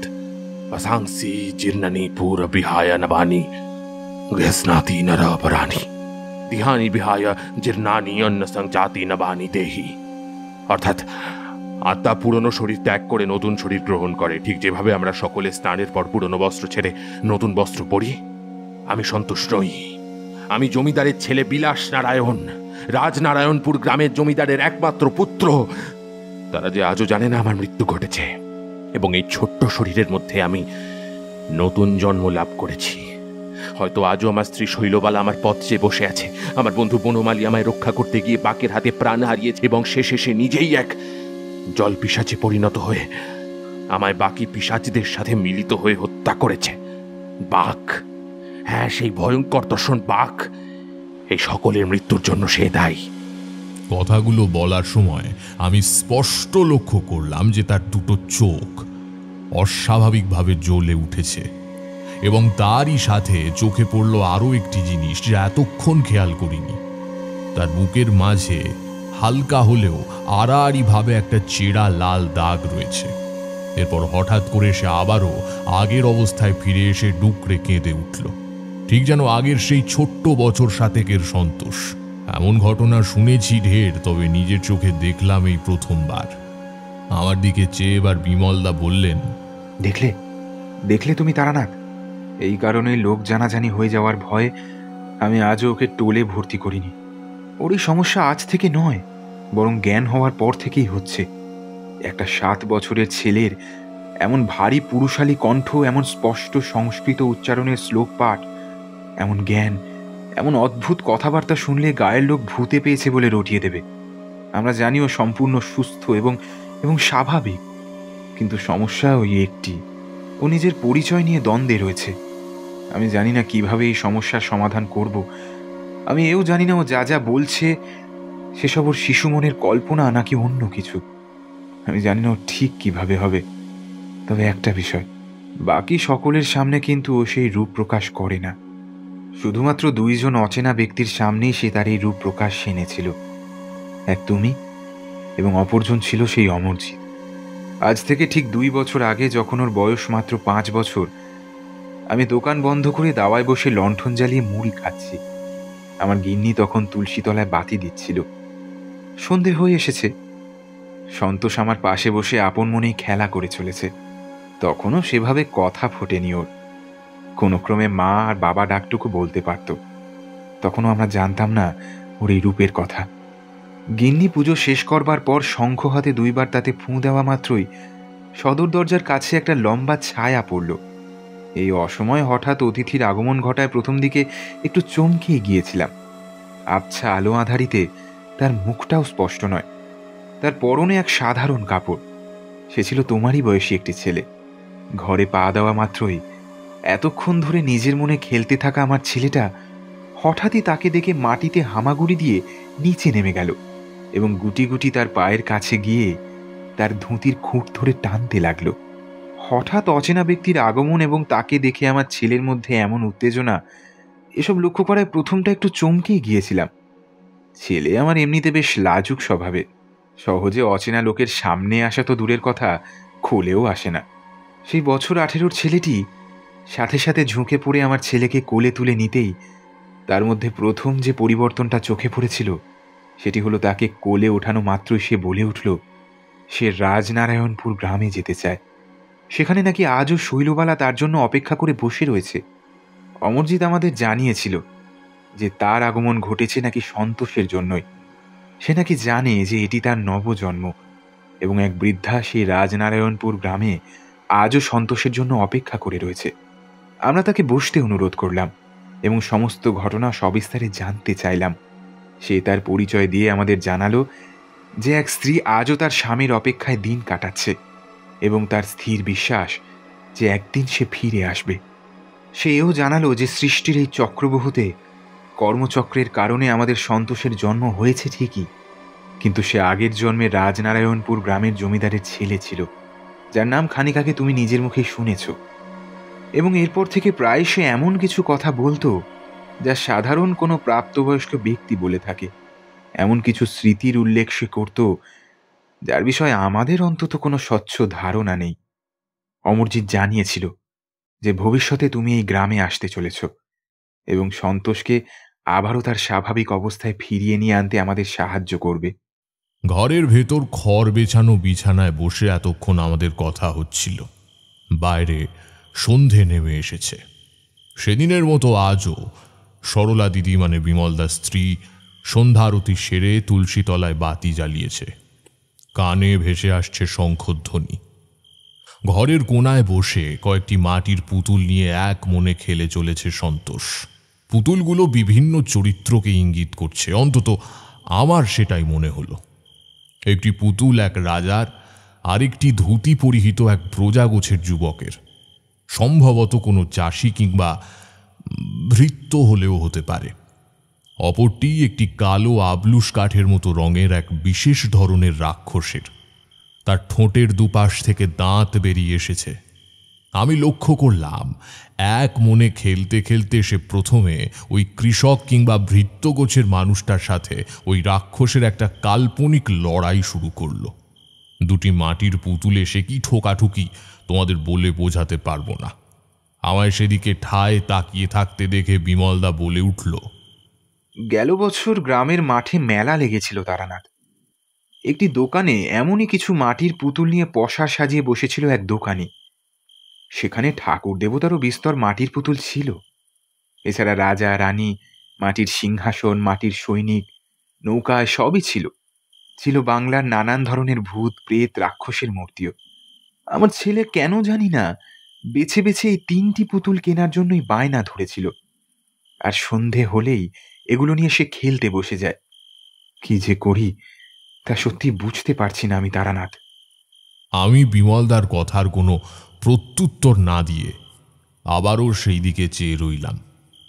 এবার দেখতে পেলাম রাক্ষস পুতুলটা পড়ে রয়েছে ঠিক সেই ভৃত্যগোছের মানুষটার উপর, এবং একই সাথে সেই রাজার পুতুলটার মুখ সহ গোটা শরীরটা, যেটা এতক্ষণ সামনের দিকে মুখ করেছিল, সেটা সে পিছনে ঘুরিয়েছে। আমি বিছানা থেকে উঠে দাঁড়ালাম, ধীর পায়ে এগিয়ে গেলাম সন্তোষের দিকে। সে তখনও এক মনে খেলে চলেছে। আমি মাটিতে হাঁটু গেড়ে বসে তাকে জিজ্ঞেস করলাম, সন্তোষ, এরা কারা? তোমার বন্ধু বুঝি? আমার সাথে আলাপ করিয়ে দেবে না? সন্তোষ খেলা থামিয়ে আমার দিকে চেয়ে মাটিতে পড়ে থাকা সেই কৃষক কিংবা বৃদ্ধগোছের পুতুলটির দিকে নির্দেশ করে বলল, এটি আমার বন্ধু। আমি তখন বাকি দুজনের দিকে তাকিয়ে বললাম, তাহলে এরা কারা? সন্তোষ তাদের দিকে এক ঝলক দেখে নিয়ে রাজা পুতুলটা হাতে নিয়ে বুকে হাত দিয়ে আধো আধো গলায় বলল, এটা আমি। ওই যে রাক্ষসটা, ওটা বাঘ। বাঘ আমাদের সবাইকে মেরে ফেলেছে, কেউ বাঁচেনি জানো। বাঘ খুব দুষ্টু, আমি ওকে হাতের কাছে পেলে না খুব মারবো, দেখো। এই বলে সে রাক্ষসের পুতুলটাকে নিয়ে মাটিতে ঠুকতে লাগলো খানিকক্ষণ। আবারও চুপ করে সেই একই খেলা দেখতে লাগলাম। বিছানায় বসে থাকা বিমলদা এবার আমার দিকে চেয়ে বলল, কি বুঝলে তারানাথ? ততক্ষণে সকালে দেখা ঘটনা এবং এই মুহূর্তে যা দেখলাম তাতে আমার বেশ খানিকটা ধারণা ইতিমধ্যে হয়ে গেছে। বিমলদার মুখে যা শুনলাম, নিজের চোখে যা দেখলাম এবং এই মুহূর্তে যে ঘটনার সাক্ষী হলাম, তাতে একটা জিনিস ভীষণভাবে স্পষ্ট হলো আমার কাছে। এই মাটির পুতুল, এই অদ্ভুত খেলা, এগুলোর কোনো না কোনো মানে রয়েছে যা তার পূর্বজন্মের স্মৃতির সাথে ওতপ্রোতভাবে জড়িত। অমরজিতের নাম আমি আগেও বহুবার শুনেছি, তবে কোনোদিন দেখা পাইনি। সে শুধুমাত্র বার্তাবাহকের কাজ করে, তার কথার মাধ্যমে তুলে দেয় সমাধান সূত্র। এই অমরজিৎকে আমি নিজের মতো করে একটা নাম দিয়েছি, সময়ের রক্ষক। সে কে, সে কি, তার মধ্যে কোন অলৌকিক ক্ষমতা রয়েছে, সে কোন মার্গের সাধক, সেসব আমি কিছুই জানি না। শুধু এতটুকু জানি যে সে হাওয়ার বেগে উপস্থিত হয় এবং কাজ শেষ হলে মেঘের আড়ালে মুখ লুকোয়। সে আমারও ধরাছোঁয়ার বাইরে। আমি মাটি থেকে উঠে দাঁড়িয়ে বিমলদাকে বললাম, তোমার ছেলে সন্তোষ একজন জাতিস্বর। শুনতে ব্যাপারটা অদ্ভুত লাগলেও সম্ভবত গত জন্মে সে সত্যিই এই রাজনারায়ণপুর গ্রামের জমিদারের ছেলে ছিল। সম্ভবত তাকে হত্যা করা হয়েছিল এবং তার মৃত্যুর খবর হয়তো আজও কেউ জানে না। ঘটনাটা কবেকার সে আমি বলতে পারবো না, তবে যদি তোমার কয়েকটা দিন দোকান বন্ধ থাকে তাহলে কি বিশেষ অসুবিধা হবে বিমলদা? দোকান বন্ধ? কিন্তু খামোখা দোকান কেন বন্ধ রাখতে যাব তারানাথ? খামোখা নয় বিমলদা, খামোখা মোটেই নয়। অযথা আমি কেনই বা তোমার ব্যবসার ক্ষতি এমনটা করতে যাব। আসলে তোমায় আমার সাথে সন্তোষকে নিয়ে যে একবার রাজনারায়ণপুর গ্রামে যেতে হবে। রাজনারায়ণপুর গ্রাম? সেটা কোন দিকে সেটাই তো জানি না তারানাথ। তাছাড়া গিয়েই বা কি হবে? কি আছে সেখানে? তুমি বোধ করি তোমার ছেলের কথায় এখনো বিশেষ গুরুত্ব দাওনি। সকল রহস্যের চাবিকাঠি যে সেখানেই লুকিয়ে আছে বিমলদা। আর যদি কিছু নাও পাওয়া যায়, অসুবিধা কোথায়? না হয় ভাইয়ের সাথে ছেলেকে নিয়ে একটু হাওয়া বদল করে নিলে হয়তো তাতে তোমার ছেলে আবারও স্বাভাবিক জীবনে ফিরে আসতে পারবে। কিন্তু তারানাথ, এইভাবে হুট করে আমি বাড়ি ছেড়ে, দোকান ছেড়ে, সরলাকে ছেড়ে একা যেতে পারবো না। তার চেয়ে বরং আমি একটা কথা বলি। হ্যাঁ বলো বিমলদা। আমি বলি কি, যদি তুমি ওকে সেই গ্রামে নিয়ে যাও তাহলে হয়তো সুবিধে হবে। বিমলদা, তুমি সবেমাত্র আমায় চিনেছ। তুমি কি এমন এক অচেনা মানুষের হাতে তোমাদের একমাত্র ছেলেকে তুলে দেবে? তারানাথ, আমি গত 15 বছর ধরে ব্যবসা করে খাচ্ছি, সংসার আর দোকান দুই চালাচ্ছি। মানুষ চিনতে আমি ভুল করি না। আমি জানি যে আমি উপযুক্ত মানুষের হাতেই আমার ছেলেকে তুলে দেব, যাতে ও আবার স্বাভাবিক জীবনে ফিরে আসতে পারে। আমি জানি না এটা মরীচিকার পেছনে ছোটা হবে কিনা, কিন্তু আমি জানি যে অমরজিতের ভবিষ্যৎবাণী করা, তোমার হঠাৎ করেই নিশুন্দিপুর গ্রামে আসা, আর সব থেকে বড় ব্যাপার আমার দোকানে তোমার আগমন। ওখানে তো আরও চায়ের দোকান ছিল, তুমি আমার দোকানে এলে কেন বলো তো? সবটাই যে মায়ের ইচ্ছে তারানাথ। সবই তো বুঝলাম বিমলদা, কিন্তু তুমি চাইলে তোমার স্ত্রীকে দোকানের দায়িত্ব তো দিয়ে যেতে পারতে এবং আমার সাথেও যেতে পারতে। দেখো তারানাথ, এ বড় জটিল ব্যাপার। ছেলের জাতিস্বর হওয়ার কথা তো মুখের কথা নয়। এই মুহূর্তেও না পারছে সন্তোষ হয়ে বাঁচতে, আর না পারছে আমাদের মেনে নিতে। ওর মন পড়ে রয়েছে সেই রাজনারায়ণপুর গ্রামের জমিদার বাড়িতে। ওর বিশ্বাস সেখানে ওর স্ত্রী ওর জন্য আজও অপেক্ষা করে বসে রয়েছে। সকালে নিজের কানেই তো সব শুনলে। ওর অদ্ভুতভাবে গলা পরিবর্তিত হয়ে যাওয়ার ব্যাপারটাও বেশ ভাবাচ্ছে আমায়। জন্মান্তরের পরে আগের জন্মের স্মৃতি না হয় খানিক রয়ে যায় মানলাম, কিন্তু তাই বলে গলার আওয়াজও মাঝে মধ্যে ফিরে আসে। হ্যাঁ, তুমিই একমাত্র পারো আমাদের পথ দেখাতে, আমাদের একমাত্র ছেলেকে আমাদের বুকে আবার ফিরিয়ে নিয়ে আসতে। আচ্ছা, আমি যদি তোমাদের কথা মেনেও নিই এবং ওকে ওই গ্রামে নিয়েও যাই আর দেখি যে ও যা যা বলছে সবটাই সত্যি, তাহলে দুটো প্রশ্ন রয়ে যায়। কত বছর আগে জমিদার পুত্র বিলাস নিখোঁজ হয়েছিল? যদি 100 বছরেরও বেশি সময় থাকে তাহলে তো তার স্ত্রীর বেঁচে থাকার কথাও নয়।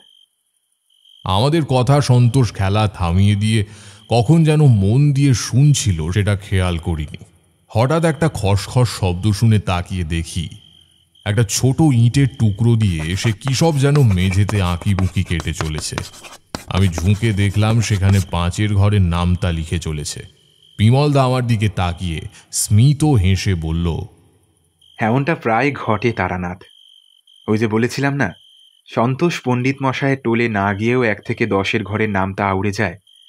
তার অনেক গুণগুলোর মধ্যে এটাও একটা। আমি আবারও নিচের দিকে তাকালাম। দেখতে পেলাম 5 গুণে 10, 50-এর জায়গাটাতে সে বারবার ইটের টুকরো দিয়ে একই জায়গায় ঘষে চলেছে ক্রমাগত। 1-এর নামটা 2-এর নামটা ছেড়ে এবার সে 10-এর ঘরের নামটাটা কেন লিখল সেটা বুঝতে পারলাম না বটে, কিন্তু 5 গুণে 10 50-এর জায়গাটাতে বারবার ঘষে যাওয়া একটা বিষয় স্পষ্ট বুঝতে পারলাম, সে আমায় কিছু বলতে চায়। হয়তো সে এটা বলতে চায় যে আজ থেকে 50 বছর আগে সে মারা গিয়েছিল, তার মানে তার স্ত্রীর বেঁচে থাকার সম্ভাবনা এখনো রয়েছে। আমি বিমলদার দিকে তাকিয়ে মুচকি হেসে বললাম, আর যদি সে তার আগের জন্মের স্ত্রীকে ফিরে পেয়ে আর বাড়ি ফিরতে না যায় তাহলেও যেখানে খুশি থাকবে সেটাই আমরা না হয় মেনে নেব। আমাদের কথোপকথনের মাঝে কখন যে সরলা দিদি এসে হাজির হয়েছিল টের পাইনি। হাতে ধরে রাখা 2 গ্লাস দুধ আমাদের হাতে দিয়ে বলল, যদি আমাদের ছেলে সেখানে গিয়ে সুখে থাকতে পারে তাহলে আমাদের কোনো অসুবিধা নেই ভাই। আমরা মনে করব আমাদের থেকে দূরে থাকলেও আমাদের কাছেই আছে। আমি দরজার আড়াল থেকে সবটা শুনেছি। তুমি ওকে সাথে করে নিয়ে যাও তারানাথ, আমাদের তোমার উপর সম্পূর্ণ আস্থা রয়েছে।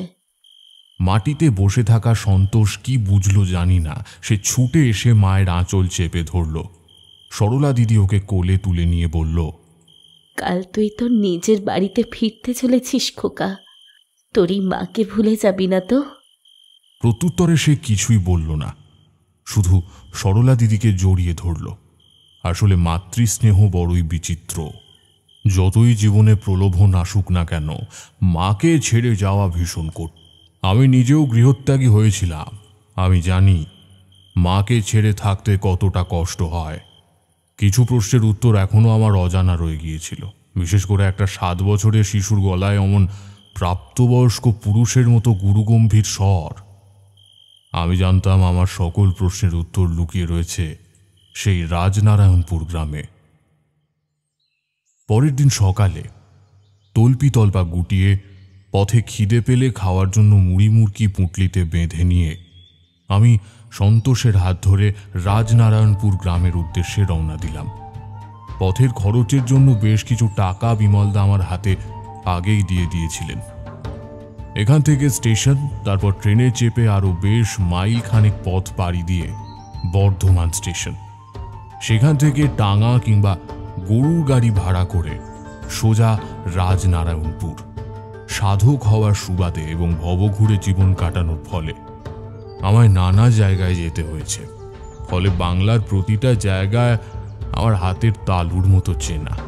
সারাটা পথ সে ওই 3টে মাটির পুতুল নিয়ে খেলতে খেলতে এসেছে। এমনিতে সে বড়ই শান্ত, আর বাকি 5টা বাচ্চার মতো অতটাও দুরন্ত নয়। মাঝে মাঝে খেলা থামিয়ে ট্রেনের জানলা দিয়ে বাইরে উদাস দৃষ্টিতে তাকিয়ে থাকা ছাড়া আর বিশেষ কোনো পরিবর্তন তার মধ্যে দেখিনি। বর্ধমানে পৌঁছে দেখি স্টেশনের ঠিক সামনে একটা বুড়ো বটতলার নিচে সারিবদ্ধভাবে দাঁড়িয়ে রয়েছে ছোট ঘোড়ায় টানা এবং গরুর গাড়ি। আমরা কাছে এগিয়ে যেতেই একজন ছোকরা গোছের যুবক কাঁধে ঝোলানো গামছা দিয়ে মুখ মুছতে মুছতে আমাদের দিকে এগিয়ে এলো। বাবু, যাবেন কোথায়? আমরা রাজনারায়ণপুর গ্রামে যাব। কত ভাড়া নেবে? 5 আনা বাবু। 5 আনা পয়সা তো অনেক বেশি বলছো। না না, 2 আনা হলে যেতে পারি। বড্ড কম হয়ে যাবে যে বাবু। তা রাজনারায়ণপুর গ্রামের জমিদার বাড়ি চেনো? আগে সেই নারায়ণ জমিদারের বাড়ি তো? হ্যাঁ হ্যাঁ বাবু, চিনি চিনি। কিন্তু সেখানে তো গিন্নিমা ছাড়া আর কেউ থাকেন না বাবু। তারও তো গেল বছর 50 পেরিয়ে গেল। 50? সংখ্যাটা মনে গিয়ে ধাক্কা মারল যেন। মনে পড়ল গ্রামের বাড়িতে বসে ইঁট দিয়ে 5-এর ঘরের নামতা লিখতে লিখতে এই 5 গুণে 10 সংখ্যাটার ওপর সন্তোষ বারবার ঘষে ঘষে আমার দৃষ্টি আকর্ষণ করার চেষ্টা করছিল। আমি একবার আর চোখে চেয়ে দেখলাম সন্তোষের দিকে। সেও যেন কান খাড়া করে তার কথাই শুনছে। রাজনারায়ণপুর গ্রাম এখান থেকে কতটা? পথ যে মেলা দূর বাবু। স্টেশন থেকে প্রথমে যেতে হবে ওই কংসাবতী নদীর তীরে, তারপর সেখান থেকে নৌকা করে ওই পাড়ে গিয়ে তবেই রাজনারায়ণপুর গ্রাম বাবু। আপনারা কি জমিদার বাড়ির অতিথি? হ্যাঁ, সে খানিকটা বলতে পারো অনাহুত অতিথি। কথাটা সে বিশেষ বুঝতে পারল না। বলা ভালো, আমার কৌতুক সে ধরতে পারল না। সে মাথা চুলকোতে চুলকোতে বলল, আগে বাবু। ও কিছু না, 2 আনায় রাজি হলে বলো, নইলে আমরা পায়ে হেঁটে যাব। বাবু দুপুর হয়ে এসেছে, খানিক পরেই সন্ধে নামবে। এখন পায়ে হেঁটে যেতে গেলে তো অনেক দেরি হয়ে যাবে বাবু। সাথে আবার বাচ্চা ছেলেও আছে। ঠিক আছে ঠিক আছে বাবু, আপনি না হয় ওই 2 আনাই দেবেন। যতই হোক আপনারা গায়ের অতিথি, আপনাদেরকে কি ফিরিয়ে দিতে পারি বলেন দেখিনি? তো তোমার গাড়ি কোনটা, কি নাম তোমার? আগে ওই যে ওইখানে, চলেন বাবু। গাছের তলায় একটা ঘোড়ায় টানা গাড়ি রাখা হয়েছে। জীর্ণ 2 ঘোড়া, শরীরের পাঁজর ঠেলে হাড়গুলো বেরিয়ে আসছে যেন তাদের। আমায় সেদিকে সন্দেহের দৃষ্টিতে তাকিয়ে থাকতে দেখে সেই চালক বলে উঠল, ভয় পাবেন না বাবু, ওরা দেখতে এমন হলে কি হবে, একেবারে সবারই চাপলে দেখবেন পক্ষীরাজ ঘোড়ার মতো ছুটে চলেছে। যাই হোক, অবশেষে ঘোড়ায় টানা গাড়িতে চেপে বসলাম আমি আর সন্তোষ। আমি লক্ষ্য করলাম এখানে আসার সাথে সাথে সে কেমন যেন আনমনা হয়ে উঠেছে। চঞ্চল দৃষ্টিতে এদিক সেদিক তাকিয়ে দেখছে। আমি তাকে ধীর কণ্ঠে প্রশ্ন করলাম, সন্তোষ, তোমার কি কিছু মনে পড়ছে? তুমি কি আমায় কিছু বলতে কিংবা দেখাতে চাইছো? সে আমার কথায় কোনো উত্তর দিল না, উল্টে ফ্যাল ফ্যাল করে বাইরের দিকে চেয়ে রইল। ঘোড়ার কথা আর তোমাদের কি বা বলি, সত্যি পক্ষীরাজ ঘোড়াই বটে। ধীমে তালে চলছে তো চলছেই, মাঝে মাঝে একটু গতি বাড়ায়, আবারও থেমে যায়। গাড়ির চালক তাদের পিঠে চাপড় মেরে হ্যাট হ্যাট শব্দ করলে আবারও গতি বাড়ায়। এভাবেই দুলতে দুলতে গ্রাম্য মেঠো পথের মধ্যে দিয়ে আমরা চলতে লাগলাম। আমি আবারও তাকে প্রশ্ন করলাম, তোমার নামটা বললে না যে? তাছাড়া আর কতটা সময় লাগবে? আগে দেখছেন তো বাবু, এক কেড়ে ভুলে গেছিলাম। আগে আমার নাম কমল বাবু, কমল সর্দার। ওই যে রাজনারায়ণপুর গ্রামে মাঝে যে কংসাবতী নদী বয়ে গেছে, হ্যাঁ, সেই নদী তার পাড়েই থাকি আমি। নদীর ওই পাড়ে রাজনারায়ণপুর গ্রাম, ওখানে আমার পিসি ঠাকুরনের বাড়ি কর্তা, প্রায় যাই। হঠাৎ করে সন্তোষের মধ্যে যেন এক অদ্ভুত পরিবর্তন ঘটল। সে হঠাৎ চঞ্চল হয়ে উঠল, মুখ দিয়ে অস্ফুটে বেরিয়ে এলো একটা নাম, দানর চর। ওরা ওরা আমাদের মেরে ফেলবে। ওই যে বাঘ আছে না, ও সবাইকে মেরে ফেলবে আমাদের।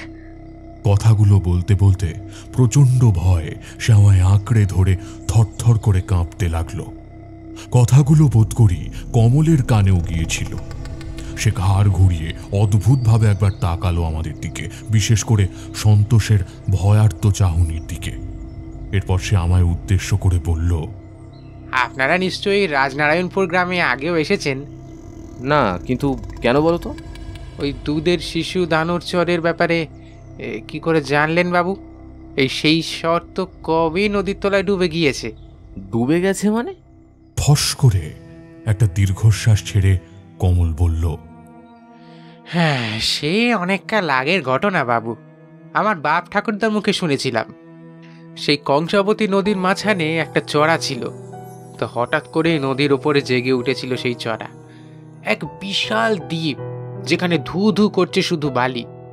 আপনার যে নারায়ণ জমিদারের বাড়িতে যাচ্ছেন, ওখানকার বর্তমান জমিদার গিন্নি শৈলবালা দেবী আজও রাত নামলে জানলার ধারে ঠায় বসে থাকেন।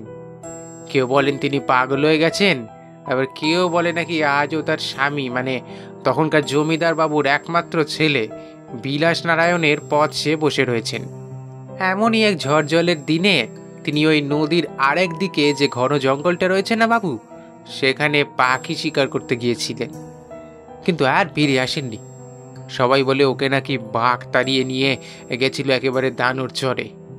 শুনেছি ওখানে নাকি রাতের বেলা যারাই যায় তাদের তাড়িয়ে ওই চড়ায় নিয়ে যায় বাঘ।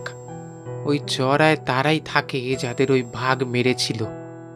পরের দিন সকালে জমিদারের ছেলে বিলাস নারায়ণের বজরার কাঠের মাস্তুল ভাসতে দেখা গিয়েছিল। জমিদার বাবুকে আর খুঁজে পাওয়া যায়নি। তার যে কি হয়েছে আজ পর্যন্ত কেউ জানে না। হয়তো জলে ডুবে মারা গিয়েছিলেন, কিংবা তাকে ওই বাঘ ওই দানব চরে টেনে নিয়ে গেছিল বাবু। তার সাথে একজন মাঝিও ছিল বাবু, কি যেন নাম। কথাটা শেষ হলো না কমলের, তার আগেই আমার কোলে বসে আমায় আঁকড়ে ধরে থাকা সন্তোষ বলে উঠল, বনমালী, আমার বন্ধু বনমালী, তাকেও মেরে ফেলেছে, আমাকেও মেরে ফেলেছে। আধো আধো গলায় একটা 7 বছরের ছেলের মুখে এমন কথা শুনে একটু হলেই চালকের আসন থেকে হুমড়ি খেয়ে পড়ে যাচ্ছিল কমল। এবার সে আমার দিকে তাকিয়ে বলল, এত ছোট একটা ছেলে এই নাম জানলো কি করে? আপনারা কি সত্যি ওই গ্রামে প্রথমবার যাচ্ছেন বাবু? আমি এবার মনে মনে প্রমাদ গুনলাম, যদি সবটা ওকে বলি তাহলে এখন হইচই পড়ে যাবে, মাঝখান থেকে আমার সত্য অনুসন্ধান করাটা বৃথা হয়ে যাবে, কারণ এমন ঘটনা বিরল। তাছাড়া গ্রামের দিকে এমন ঘটনাকে ভূতে পাওয়া বলে। ওরা যে জাতিস্বরের মানেটাই জানে না। পরিস্থিতি সামাল দেওয়ার জন্য আমি বললাম, ও কিছু না, বাচ্চা ছেলে কি বলতে কি বলে ফেলেছে। বনমালী নামের তো অনেকেই রয়েছে, তাদের কারোর নাম বলছে হয়তো। হয়তো জমিদারের ছেলের সেই মাঝির সাথে তার চেনা সেই লোকের নামের মিল রয়েছে, তাই তোমার মনে হয়েছে যে সে হয়তো সব জানে। যাক সে সব, ওই চড়ার ডুবে যাওয়ার ব্যাপারটা কি যেন বলছিলে? ও তাই বলেন। যাই হোক, বিলাস নারায়ণ নিখোঁজ হয়ে যাওয়ার পর জমিদার বাড়ি থেকে অনেক খোঁজাখুঁজি হয়েছিল বাবু। নদীপথ তন্ন তন্ন করে খুঁজে দেখেছে, কিন্তু দানোর চরের সামনে ওই ভাসতে থাকা কাঠের মাস্তুল ছাড়া আর কিছুই পাওয়া যায়নি। ওই চরে নেমেও দিনের আলোতে অনেক খোঁজ হয়েছিল, কিন্তু লাশও পাওয়া যায়নি। এক রাতে ওই চড়া চিরকালের জন্য নদীর জলে ডুবে গিয়েছিল। ওই চড়ায় লোকে দিনের আলোয় গেলেও মনের মধ্যে কেমন যেন দুঃখ দুঃখ লাগে বাবু। তুমি এর আগে গিয়েছিলে বুঝি? হ্যাঁ, সে গিয়েছিলাম বাবু। ছোটবেলায় কাঠের বেলা বানিয়ে গায়ের ছেলেপুলেদের নিয়ে ওই নদীর জলে ভেসে যেতুম বাবু। এমনই এক সকালে আমরা ওই দানোর চরে গিয়েছিলাম। যাওয়ার পর হঠাৎ করেই আমাদের ঘুম পেতে শুরু করে। ওই চড়ার আশেপাশে অনেক মানুষের কঙ্কাল পড়ে থাকতে দেখেছিলাম বাবু। ওখানে গেলে আর ফিরতে ইচ্ছে করে না, মনে হয় সারাটা জীবন সেখানেই রয়ে যায়। তবে ওই দিন অবস্থা বেগতিক দেখে আমারই এক বন্ধু পরাণ আমাদের সকলকে টেনে নিয়ে ভেলায় ভাসিয়ে নদীর জলে আবারও ওই গ্রামের দিকে এনে দাঁড় টানতে শুরু করে। সেদিন ওখানে থেকে গেলে কি যে হতো বাবু আমিও জানি না। পরাণকে আজও দেখতে পাবেন, সে যে নদী পারাপার করায়। কথাগুলো বলতে বলতে খানিকক্ষণের মধ্যেই হাজির হলাম নদীর পাড়ে। উত্তাল ঢেউয়ের তালে তালে নদীর জল ক্রমশই তীরে উঠছে, সম্ভবত জোয়ার এসেছে। ভাড়া মিটিয়ে দিতে এসে আমায় বলল, বাবু সন্ধে নামলে বলে সাবধানে যাবেন, বাঁকের থেকে সাবধান বাবু। আচ্ছা কমল, এই বাঘটাকে তুমি অনেকবারই কাহিনীর মাঝে বাঘ শব্দটা ব্যবহার করছো, এই বাঘটা কে? বাঘ যে কে তা কেউ জানে না বাবু। কেউ বলে জলের দেবতা, কেউ বলে চড়ার পিশাচ। বাঘকে কেউ দেখেনি বাবু, কারণ তাকে দেখে যে সে তো আর ফিরে আসে না। দূরে দেখতে পেলাম একটা ডিঙি নৌকো ঘাটের সাথে দড়ি বেঁধে লাগানো রয়েছে। ঢেউয়ের তালে তালে সেটা দুলছে যেন। কমল তার ঘোড়ার গাড়িটা নিয়ে চলে যেতেই আমি এবং সন্তোষ সেদিকে এগিয়ে গেলাম। নৌকার ছাউনির ভেতরে কে যেন গুটি সুটি মেরে শুয়ে রয়েছে। আমি হাঁক পারলাম, মাঝি ভাই, বলি রাজনারায়ণপুর যাবে? কোনো সাড়া নেই, যেন অঘরে সে ঘুমোচ্ছে। নদীর উত্তাল ঢেউয়ের শব্দে তার কানে আমার আওয়াজ পৌঁছচ্ছে কিনা বলা মুশকিল। সন্তোষ তখনও আমার জামার খুঁট ধরে বিস্ফারিত দৃষ্টিতে কংসাবতী নদীর জলের দিকে চেয়ে রয়েছে। আমি তার দিকে চেয়ে বললাম, তোমার কি এই নদীটা দেখে ভয় লাগছে সন্তোষ? তুমি কি আগেও এখানে এসেছিলে? ওই রাতে তুমি কি বজরায় ছিলে? হ্যাঁ, কি কি কি হয়েছিল তোমার সাথে? বাড়িতে সকলের সামনে বলছিলে যে তোমায় মেরে ফেলা হয়েছিল। কে মেরে ফেলেছিল তোমায়? সে আমার কথার কোনো উত্তর দিল না, তবে জবাবে সামনের দিকে আঙুল তুলে কি যেন দেখাতে চাইল। আমি তার দৃষ্টি অনুসরণ করে দেখতে পেলাম ততক্ষণে সেই মাঝি নৌকায় উঠে বসেছে। ছপাত করে একটা শব্দ তুলে হাঁটু জলে নেমে ধীরে ধীরে আমাদের দিকে এগিয়ে আসছে সে। কাছে এগিয়ে আসতেই আমি তাকে প্রশ্ন করলাম, মাঝি ভাই, ওই পারে যাবে? কটা এখন তো সন্ধেবেলা, আপনারা কি রাজনারায়ণপুর গ্রামে যাবেন এখন? হ্যাঁ মাঝি ভাই, তোমার বন্ধু কমলের ঘোড়ার গাড়িতে চেপেই তো এত দূর এলাম। ও হো, কমলের গাড়িতে চাই পাইলেন কথা? তা বেশ বেশ বেশ। তোমার নাম পরাণ তো? আগে কথা। আমরা রাজনারায়ণপুরের জমিদার বাড়িতে যাব, আমাদের নিয়ে যাবে? সে যাওয়া যাবে এখন, কিন্তু আপনারা কি জমিদার বাড়ির কেউ হন? হ্যাঁ, সে এক প্রকার বলতে পারো। যাই হোক, ভাড়া কত নেবে? 12 আনা বাবু। আমি এবার আর দর কষাকষি করলাম না, এক কথায় 12 আনায় রাজি হয়ে গেলাম। ধীরে ধীরে হাঁটুর কাছে ধুতিটা গুটিয়ে সন্তোষকে কোলে তুলে নৌকার ছাউনির তলায় গিয়ে বসে পড়লাম। ঘাট থেকে নৌকোর দড়ি খুলে ধীরে ধীরে সেটা পাড়ি দিল কংসাবতী নদীর বুক চিরে রাজনারায়ণপুর গ্রামের দিকে। নৌকোয় উঠে দেখতে পেলাম নৌকোর কাঠের পাটাতনে ডাঁই করে রাখা রয়েছে কিছু কাঁচা মাছ। নৌকো ভাসিয়ে দিয়ে ধীরে ধীরে সে দাঁড় বাইতে লাগলো। ডিঙি নৌকো যেখানে লোক পারাপার করানো হয় সেখানে সাধারণত মাছ ফেলে রাখা হয় না। বিষয়টা বড় অদ্ভুত ঠেকলো আমার কাছে।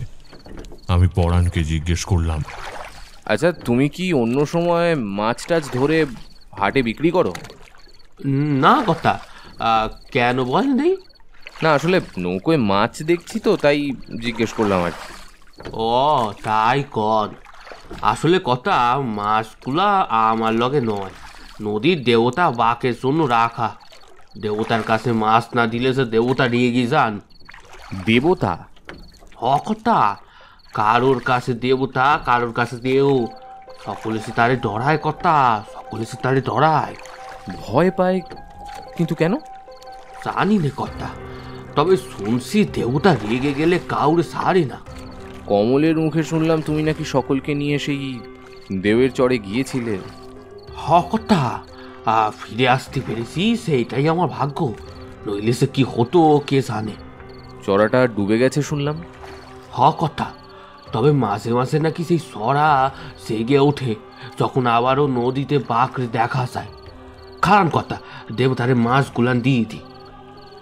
কথা বলতে বলতে কখন যে মাঝ নদীতে এসে উপস্থিত হয়েছি টেরও পাইনি। আকাশে ইতিমধ্যে ঘন কালো মেঘ জমতে শুরু করেছে। মনে হয় আজ বেশ ঝড় বৃষ্টি হবে। নৌকোর পাটাতনে দাঁড়িয়ে হাত দুটি প্রণামের ভঙ্গিতে ওপরের দিকে তুলে বিড়বিড় করে কি যেন মন্ত্র উচ্চারণ করতে করতে একটা একটা করে মাছ সে নদীতে ফেলে দিল। আবারও সে নৌকায় বসে দাঁড় টানতে লাগলো। চারিদিকে শুধুই অথই জল। ছেলেটা কখন যেন আমার বুকে মাথা রেখে চোখ বুজেছে। আমারও বেশ ঘুম আসছিল, থেকে থেকে হাই উঠছিল। ভাবলাম গ্রাম আসতে তো বোধ করি এখনো ঢের দেরি, এই সুযোগে বরং একটু ঘুমিয়ে নি। ছাউনির মধ্যে একটা লোহার আংটায় একটা লণ্ঠন জ্বলছিল। লণ্ঠনের আগুনের আঁচ খানিক কমিয়ে দিয়ে আমি মাথা রাখলাম, সন্তোষকেও বুকে জড়িয়ে ধরে রাখলাম। ছেলেটা ঘুমের ঘোরে কি যেন বিড়বিড় করে চলেছে। বাঘ আসছে, সবাইকে মেরে ফেলবে, কাউকে বাঁচতে দেবে না। এই একটাই কথা সে অনবরত বলে চলেছে। আমিও ধীরে ধীরে চোখ বুঝলাম। মুখে ঝাপটা মারছে জোলো হাওয়া, কানে ভেসে আসছে কুলকুল করে বইতে থাকা কংসাবতী নদীর জলের ধারা। কতক্ষণ এইভাবে শুয়েছিলাম জানি না, হঠাৎ এক তীব্র ঝাঁকুনি আমার ঘুম ভেঙে দিল। বাইরের দিকে তাকিয়ে দেখি নিকষ কালো আধারের মাঝে দুটি কালো অবয়ব দাঁড়িয়ে রয়েছে। লণ্ঠনের শিখা কখন যে নিভে গেছে টেরও পাইনি।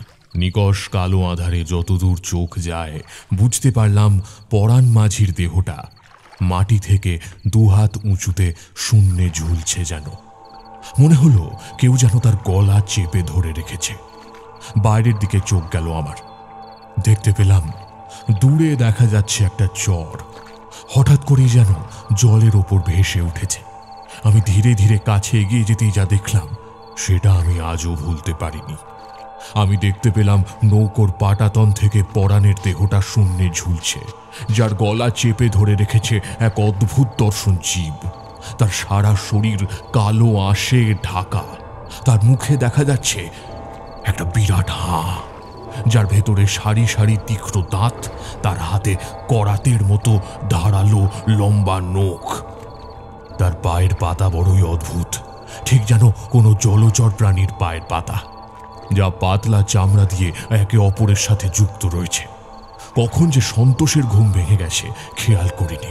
সে গুটি গুটি পায়ে আমার কাছে এসে দাঁড়িয়েছে, তার চোখের দৃষ্টি উদ্ভ্রান্ত। সেই চোখে আর কোনো ভয়ের লেশ মাত্র নেই। বদলে গেছে তার অঙ্গভঙ্গি, এমনকি সেদিনের মতো বদল ঘটেছে তার গলার স্বরেও।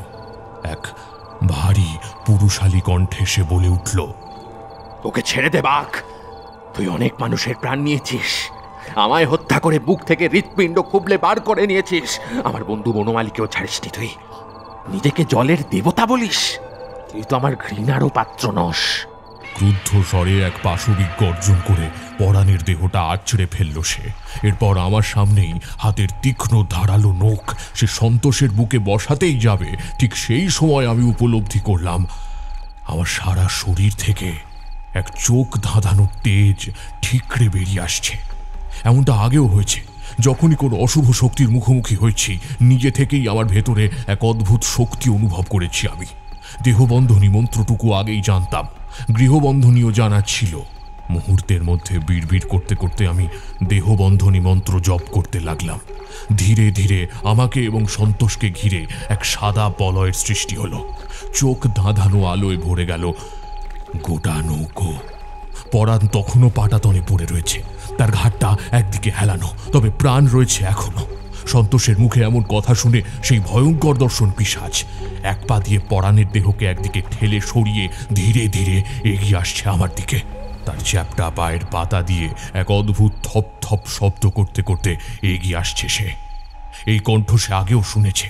কাছে এগিয়ে এসে সে ক্ষিপ্রতার সাথে ঝাঁপিয়ে পড়তে গেল আমাদের ওপর, আর তখনই এক বৈদ্যুতিক ঝটকা খেয়ে দূরে ছিটকে পড়ল সে। আমি মন্ত্রবন্ধনী দিয়ে নিজেদের বেঁধে দিলেও কোনো নির্দিষ্ট স্থান বন্ধনী আমার জানা ছিল না। তোমাদের আগেও বলেছি যে তখন সবে মাত্র আমার তন্ত্রের হাতে খড়ি হয়েছে, সবটা তখনও শিখে উঠতে পারিনি। আবারও সে উঠে দাঁড়ালো এবং ভয়ঙ্করভাবে গর্জন করতে করতে এগিয়ে এলো আমাদের দিকে। আমি প্রাণপণে মহামায়াকে স্মরণ করতে লাগলাম, বলতে লাগলাম, মাগো, আমি তোমার এক অভাগা সন্তান। আমি মন্ত্র তন্ত্র কিচ্ছু জানি না, তোমার আমন্ত্রণ বিধিও জানি না। আমার প্রাণ যায় যাক, তবু যেন এই ছেলেটা এবং পরাণ মাঝির কোনো ক্ষতি না হয়। দেখো মা। এদিকে নৌকোটা নিজের মতো দুলতে দুলতে ওই চরের আরো কাছে চলে এসেছে। সেখান থেকে ভেসে আসছে হিংস্র পাশবিক গর্জন। আমি চোখ মেলে বাইরে তাকাতে এবার চমকে উঠলাম। দেখতে পেলাম শত সহস্র কঙ্কালসার মূর্তি বুকে ভর দিয়ে ধীরে ধীরে এগিয়ে আসছে তীরের দিকে। এদিকে সেই পিশাচ আবারও উঠে দাঁড়িয়ে এগিয়ে আসছে আমাদের দিকে। ঠিক তখনই আকাশ জুড়ে যে কালো মেঘ দেখা দিয়েছিল, সেখান থেকে নেমে এলো এক চোখ ধাঁধানো সাদা আলো। আমি দেখতে পেলাম সাদা শাড়ি পরা, সোনার অলঙ্কারে যার সারা শরীর ঢাকা রয়েছে, এমন এক পরমা সুন্দরী রমণীকে। তিনি দুই হাতে ধরে রয়েছেন ত্রিশূল। সেই ত্রিশূলের থলা থেকে ঠিকরে বেরোচ্ছে আগুনের হলকা। তার কপালের মাঝে দেখা যাচ্ছে ত্রিনয়ন, সেখান থেকে ঠিকরে বেরিয়ে আসছে হলুদ আলো। তিনি যে স্বয়ং মহামায়া, তিনি দক্ষ কন্যা পার্বতী, তিনি যে আদ্যাশক্তি বা কালী, তিনি মহিষাসুরমর্দিনী দুর্গা, আবার সেই তিনি দেবী জগদ্ধাত্রী, তিনি যে দেবাদিদেব মহাদেবের স্ত্রী, তিনি যে পরম ব্রহ্ম। বাতাসে ভেসে উঠছে শঙ্খধ্বনি, থেকে থেকে আছড়ে পড়ছে বজ্রপাত। নৌকোটা অস্বাভাবিকভাবে দুলে উঠছে। ধীরে ধীরে দেবী বাতাসে ভাসতে ভাসতে জলের উপর নেমে এলেন। এবার ঘুরে দাঁড়িয়ে সেই পিশাচ দেবীর দিকে তাকিয়ে এক দানবিক গর্জন করতে করতে সে তেড়ে আসতেই দেবী তার হাতে ধরে থাকা ত্রিশূলটা নিক্ষেপ করলেন তার বুকে। মুহূর্তের মধ্যে বাতাস কেটে শন শন শব্দ করতে করতে সেটা আছড়ে পড়ে তার বুকের সমূলে গেঁথে গেল। দেবী ত্রিশূল শুদ্ধ বাকের বিরাট দেহটিকে চোখের নিমেষে তুলে ধরলেন এবং আকাশের দিকে চেয়ে বিরাট দানবিক হুঙ্কার ছেড়ে প্রলয়ঙ্করী রূপ নিলেন। এরপর তার বুক থেকে হৃৎপিণ্ড সহ গোটা ত্রিশূলটা টেনে বের করে আনলেন। তার মৃত শরীরটাকে শূন্যে দুবার পাক খাইয়ে ছুঁড়ে দিলেন সেই চড়াই উপস্থিত পিশাচগুলোর দিকে। মুহূর্তের মধ্যে তারা ঝাঁপিয়ে পড়ল তার শরীরের উপর। এতদিন ধরে একে একে অনেককে হত্যা করে ওই চড়ায় টেনে নিয়েছিল সে। আজ যে তার কর্মচক্র তাকে তারই অনুরাগী পিশাচদের হাতে শিকারে পরিণত করল। দেবীর ত্রিনয়ন থেকে এক তীব্র আলো গিয়ে আছড়ে পড়ল সেই চড়ায়। মুহূর্তের মধ্যে সেই চড়ার মাটি ভয়ঙ্করভাবে দুলে উঠল। ধীরে ধীরে আবারও সেটি জলের মধ্যে মিলিয়ে গেল। আমার চোখ দুটো হঠাৎ করেই যেন ভারী হয়ে আসতে লাগল। কানে ভেসে আসছে দেবী মহামায়ার কণ্ঠ। তিনি বলছেন, তারানাথ, মাকে আহ্বান জানাতে বুঝি সন্তানের আমন্ত্রণ মন্ত্রের প্রয়োজন হয়? না তারানাথ, সন্তানের বিপদে কি মা নীরব থাকতে পারে? তুই যে আমার সন্তান তারানাথ। এক অচেনা অজানা মানুষের জন্য যে জীবনের ঝুঁকি নিয়ে এত দূর আসতে পারে, সে যে পূর্ণ আত্মা। যখনই কোনো বিপদে পড়বি আমায় স্মরণ করবি, আমি অবশ্যই আসব। ভবিষ্যতে তুই আরও বেশি পরিমাণ শক্তি অর্জন করবি, তবে পায়ের তলার মাটিকে যেন ভুলে যাস না। ভুলে যাস না তোর এই সাধনা জগতের কল্যাণে। এই ঘটনার পর যখন আমরা নৌকোয় চেপে রাজনারায়ণপুর গ্রামে পৌঁছে ওই নারায়ণদের জমিদার বাড়িতে পৌঁছেছিলাম, দেখেছিলাম এক অশীতিপর বৃদ্ধাকে। আমাদের মুখ থেকে সবটা শোনার পর, সকল ঘটনা জানার পর তিনি সন্তোষকে বুকে জড়িয়ে ধরে টানা অনেকটা সময় ধরে পাগলের মতো কেঁদেছিলেন। আসলে দীর্ঘদিনের প্রতীক্ষা, বিরহ যন্ত্রণার ওই দিন অবসান ঘটেছিল। বেশ কিছুদিন ওখানে কাটিয়ে আবার নিশুন্দিপুর গ্রামে ফিরে এসেছিলাম। ততদিনের সন্তোষ অনেকটা স্বাভাবিক হয়ে উঠেছে। যেদিন আমি ওই গ্রাম ছেড়ে চলে আসছিলাম, বিমলদা ছলছলে চোখে শুধু একটা মাত্র কথা বলতে পেরেছিল, তারানাথ, তুমি ছিলে বলেই সম্ভব হলো, নইলে নয়তো সন্তোষকে আর স্বাভাবিক জীবনে ফেরানো যেত না। আমি এর উত্তরে শুধুমাত্র একটি কথাই বলেছিলাম, সবই যে মায়ের ইচ্ছে। মা গো, মা, সকলকে রক্ষা করো তুমি মা।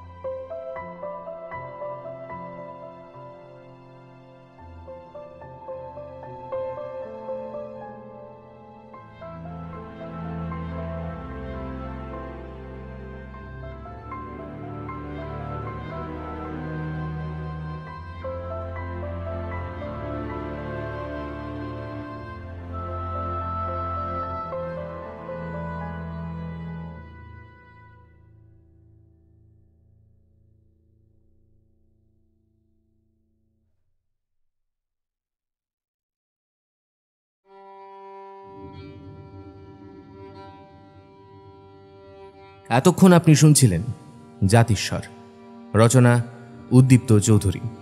আজকের গল্প পাঠ তথা বিভূতির ভূমিকায় ছিল আর্য, কিশোরীর ভূমিকায় ছিল রমাকান্ত, গল্পের সূত্রধার এবং তারানাথ তান্ত্রিকের ভূমিকায় ছিলাম আমি সায়ন্তন।